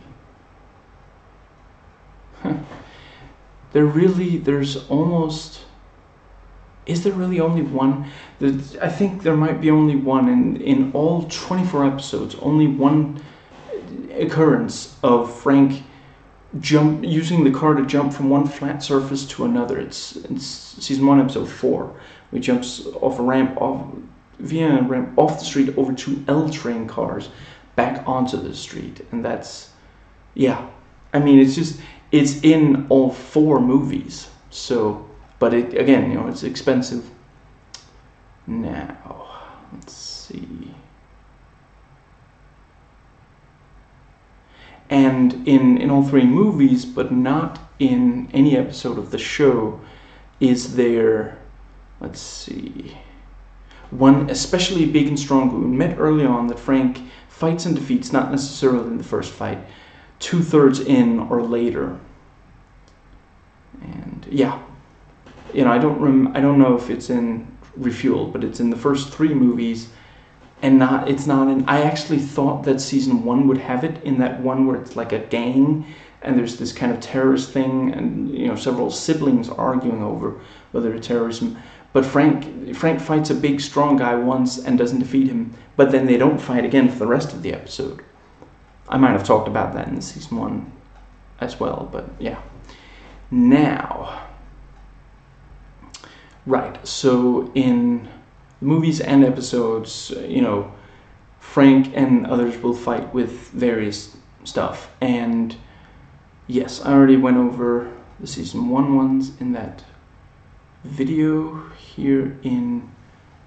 Yes, so the following is all season 2. Episode 1, he uses a scalpel, uses a hospital bed with someone in it, defibrillators, crutches, a chain, hunting knife.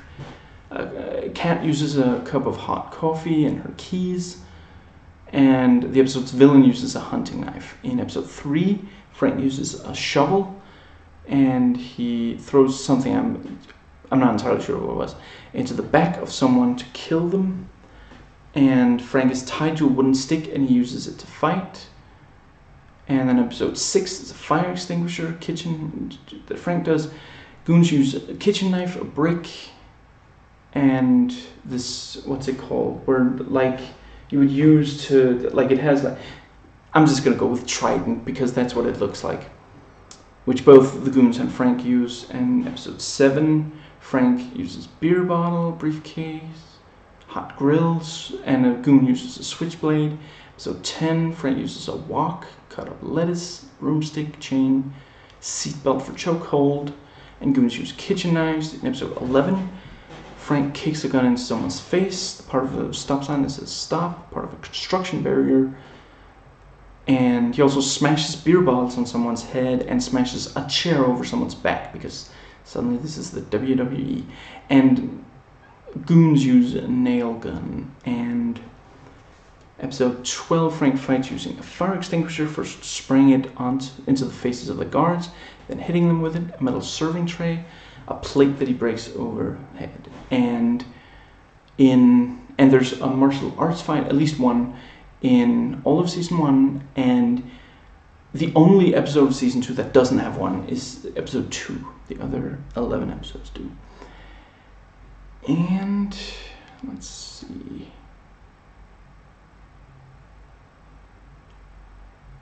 Right, and Frank disarming someone. In the first season, he does that in every episode except for the 9th.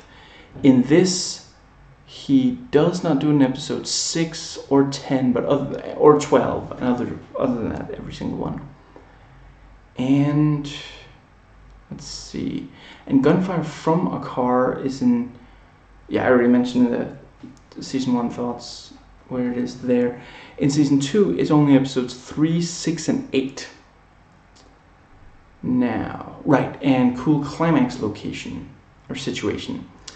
I already, in the season 1 thoughts, I did go over those.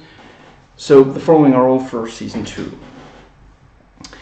Episode 1, Frank has to drive a car with a bomb out of the parking garage under a courthouse and get the car into the water so it doesn't blow up in the city.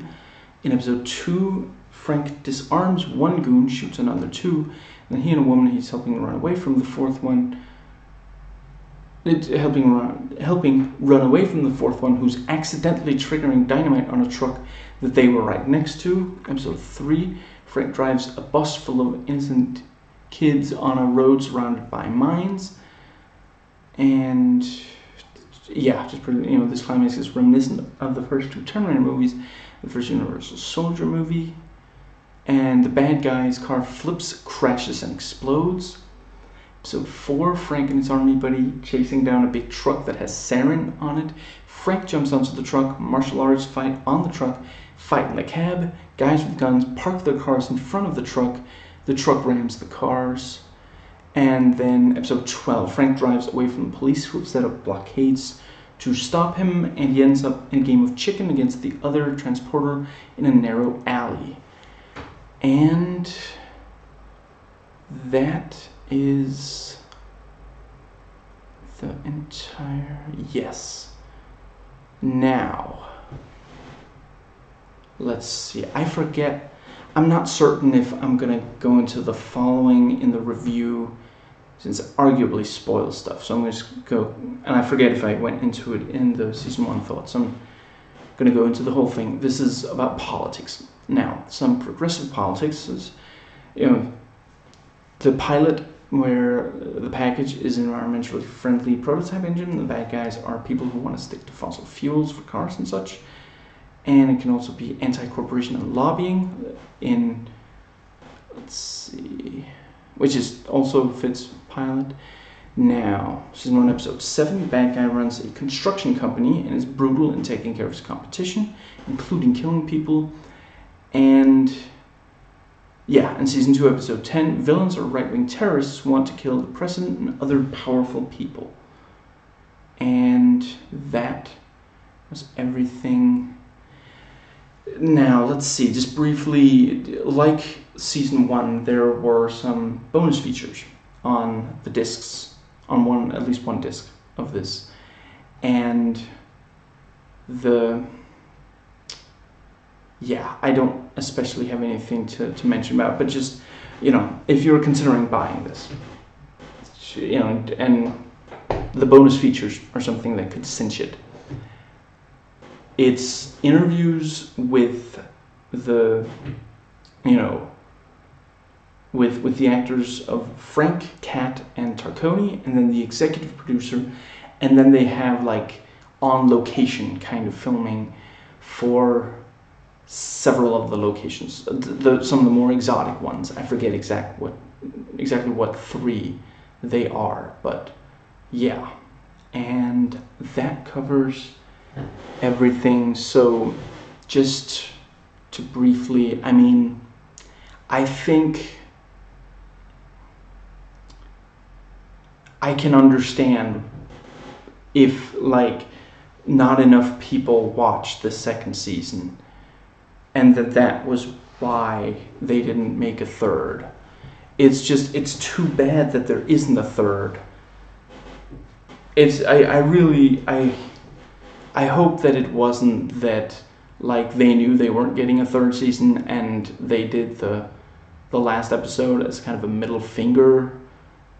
I hope that's not it. I could definitely see how they could. Cat could easily survive. I think they can. I don't know exactly what they would do with how Frank apparently has a kid. Does he quit being the transporter? Does he... I guess it's possible that he get back together with Zara, but if he's gonna go out and risk his life every day, that's not necessarily the best kind of father. I don't know. And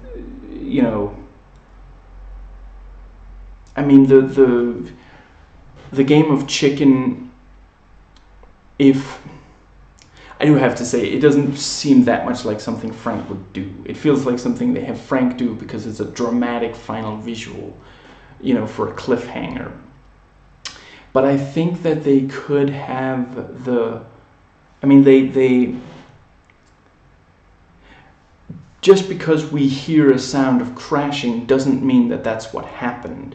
They're allowed to do that. It would be kind of, it would be harder for them if we did see them crash into each other and we just didn't see if they lived. But the way I see it, there could be some kind of, I just don't know what it would be, because with how close we see them get to each other, if one of them keeps driving, it doesn't matter how fast the other one reverses, they're not going to be able to outrun the other car. But maybe they both come extremely close to each other and then brake right before they hit each other. And then there is some kind of, well, let's see. I think it would be kind of boring if one of them shot the other, but maybe, and there's no room to get out of the car. It's a narrow alley. Out of the door, sorry. But if, like, they both, like, pushed the, like, just, they hit really hard the windshield, and then it comes off or something, and then they get onto, they stand on the front of, both of them stand on the front of their own car, and they start fighting. That could maybe be something. And I guess if somehow Julian could make it seem like Olivier was the one who stole it, or if they could make it clear that Frank was being forced to steal the thing, maybe that could. And Kat, that's just a matter of someone getting to her and stop the bleeding in time and get the bullet out and such. But that's all that's needed there. Now, I suppose that pretty much covers. But yeah, if they make another season, I will watch it. I can't promise that I'll watch it when it airs, because I don't really do that very much anymore. I almost never watch anything on TV, or Netflix for that matter. I would probably just, if I ever had Netflix, I would like constantly be thinking, I should watch something. It should definitely be something I've never watched before. What do I have that I've never watched before that they have? Oh, are they going to have that season if it takes me several days to get past this, to get through that season? Do they have the next season? Oh man, do I really need to sleep now? I could be watching something because it costs the same whether I watch nothing or everything. Just, yeah, I'm too obsessive with that kind of thing. If you give me a blank check kind of situation, I'm just going to feel like I'm wasting it if I don't constantly. So, yeah, I'm never going to, which that wasn't the case with when I watched TV, because with that is essentially, there was a time where you couldn't not have a TV package anyway. So for that, it was like, well, the money is going to be spent. It's not like I can't not spend them, so I'm just going to watch what I... But yeah, there was a long time where I always had the TV on in the background. Anyway, if they make another season, I will watch it. If they make another movie and it looks better than Refueled, I'll watch that. I guess, it's been... There would usually be 3 years between some... the first 3 movies, there's always 3 years passing between each. And then 4 years passed, and then this show started airing between the third movie and this started airing. And then after this went off the air, 1 year later they put out a movie. But if they're, if it comes out sometime this year, then it's still that thing of every 3 years, there's always 3 years between a movie and whatever came before it. So at most, but yeah, I can imagine they're not gonna do more of them. But I guess it'll be several weeks. Let me think. It'll be at least 1 week before I start rewatching. I don't remember why I made that decision, but that was the decision that I made. Right, because I don't want to start rewatching immediately. That's it. Anyway, so from then, it's going to be at least 3 weeks. I think I ended up at 4 weeks, because otherwise there would be at least 1 week where I'd make 2 videos. So I guess a month and a week from now will be the review. And ultimately there's not that much text left that I've written, unless I write a ton when rewatching. The review itself is probably not going to be very long, but the review is for people who have not watched any of the, with a series, it's difficult to say very much without starting to spoil stuff. And the idea with the review, anyway, There's one more. Let me think. So yeah, that's that. Next week, the current plan, yeah, it'll probably be Venom, which I am looking forward to. And other than that, it's, yeah, I don't have it memorized, and it's not right by. Anyway, so yeah, I'm really really happy that I got this show and watched all of it, and yeah, it's so weird when just 3 years ago, when I watched Refueled. I mean, I think I just said in that review, well, I watched the first two. It's been a long time since I watched the first one because, unlike the second one, I don't own a copy. Haven't watched the third, but I kind of would like to, and haven't watched the show. Today, and then today it was like, well, I don't remember Refueled, so just, and the libraries don't have a copy around here, and I'm not paying money to watch that movie again. I'm just not. But yeah, I mean, I'm happy that I own the entire trilogy, and I'm really glad that it just kind of, I was like, well, I mean, I could get the series, I guess, if it's not too expensive and the reviews seem okay. And just, yeah, I mean, I don't, maybe some people agree with the reviews that say that the second season is just terrible, but I really don't, I hope not too many people are put off by those reviews.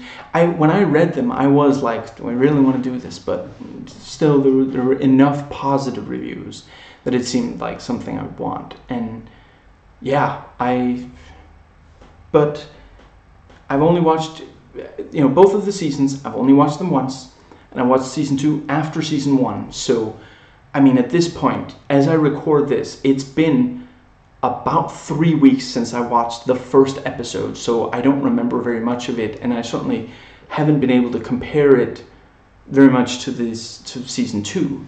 So maybe by the time I'm done with the rewatch, or maybe or somewhere along the way through the rewatch, I will change my mind and feel like the whole show should have been like the first season. But yeah, I gotta be honest. I think it would have been too much of the same. There are several episodes of the first season, and I guess the second season as well, where I'm like, those episodes are fairly similar. They didn't need to be separate episodes. Again, I love all the episodes, but there are a couple where it's like, and it is also ultimately, I don't know, maybe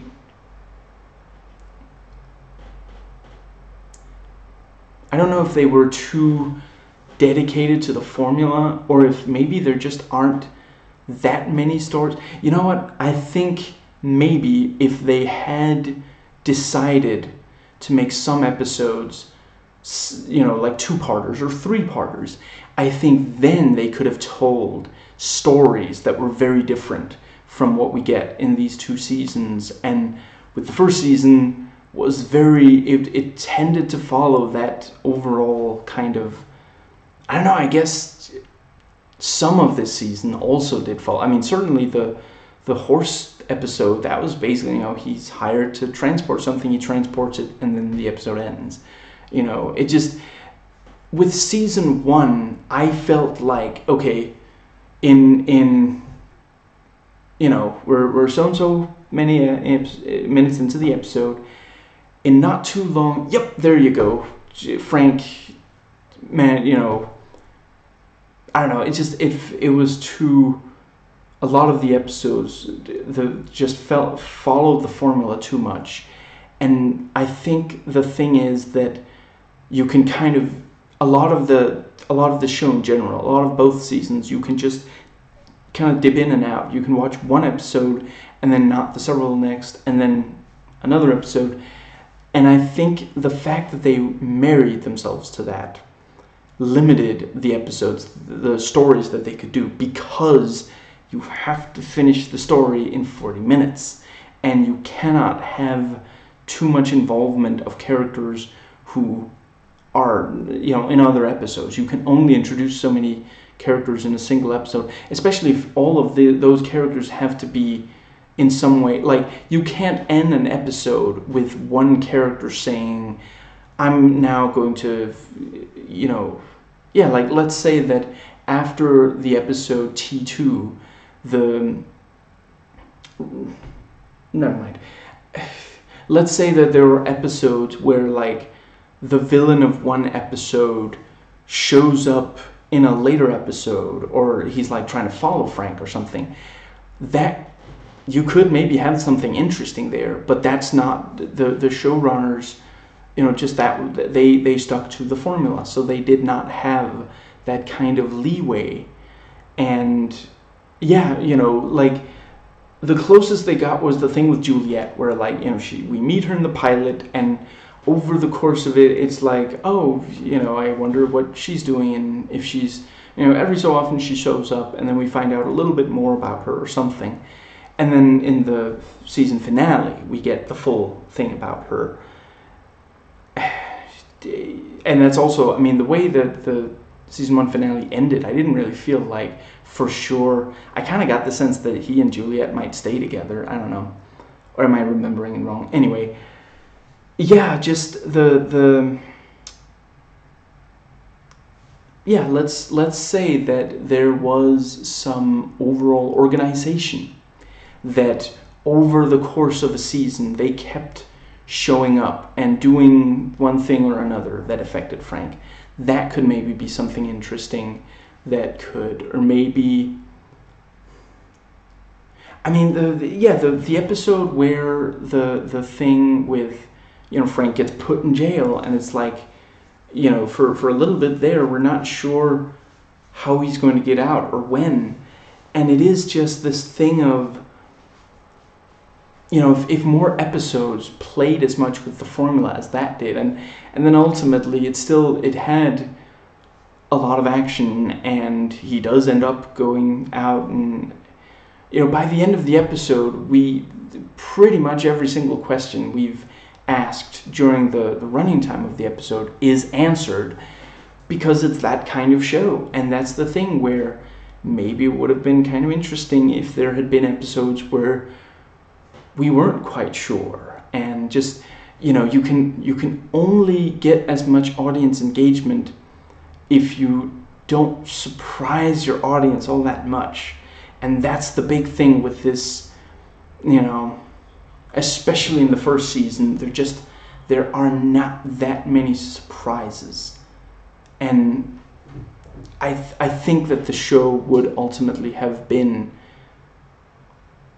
I think if it had more surprises and such. But I realized that, when I was talking about the show before having watched it, I was like, I think it would work really well as a show, because each episode can be a transport mission, and then you can do, but I don't know, I guess ultimately there are only so many. It's a long string of, people who sell guns and drugs, various crime lords and such, and maybe Frank is hired by one of them to do something, and then he realizes, I should really fight this guy. Or he's hired by someone else to do something that would piss off the war, the gun runner or whatever, so he sends guys with guns to try to kill Frank to stop him, and these kinds of things. And it just, after a while you can't, it's maybe a too limited formula where it's been a while since I watched it, but I am going to watch it again, because I got it as a Christmas present or as a birthday present, I forget, without a trace. The basic concept there is, I'm not sure there are very many two-parters and such. I don't remember offhand very many two-parters.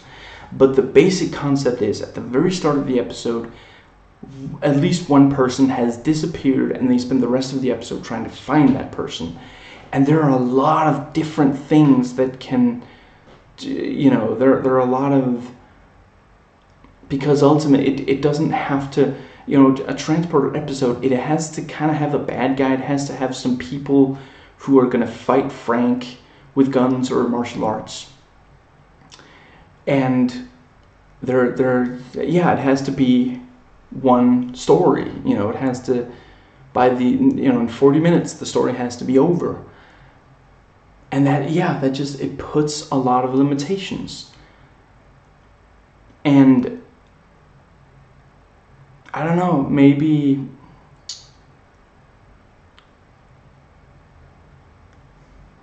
I guess maybe that's about it.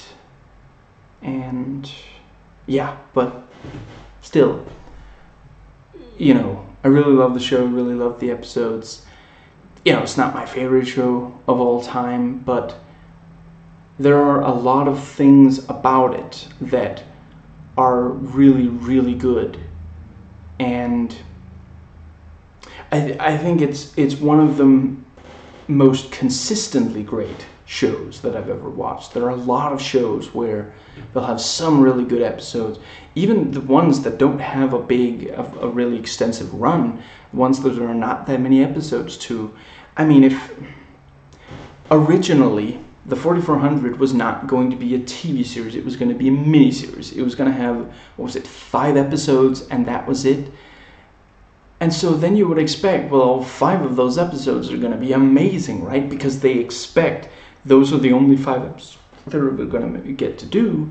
So they're going to make every second count. And yet, I'm not sure there's more than maybe 1 or 2, but there are filler episodes. There are episodes in that first 5 or 6 episode run that really don't need to be there, but it's because they have to put out so and so many episodes. And that's something that even when sometimes the idea is not the most inspired, even when there are episodes where 2 or 3 episodes feel very similar, and even though it adheres to such an inflexible kind of formula, every episode is great. There's no episode of this show where I'm like, oh, I don't ever want to watch that again, which again, that's very rare. So I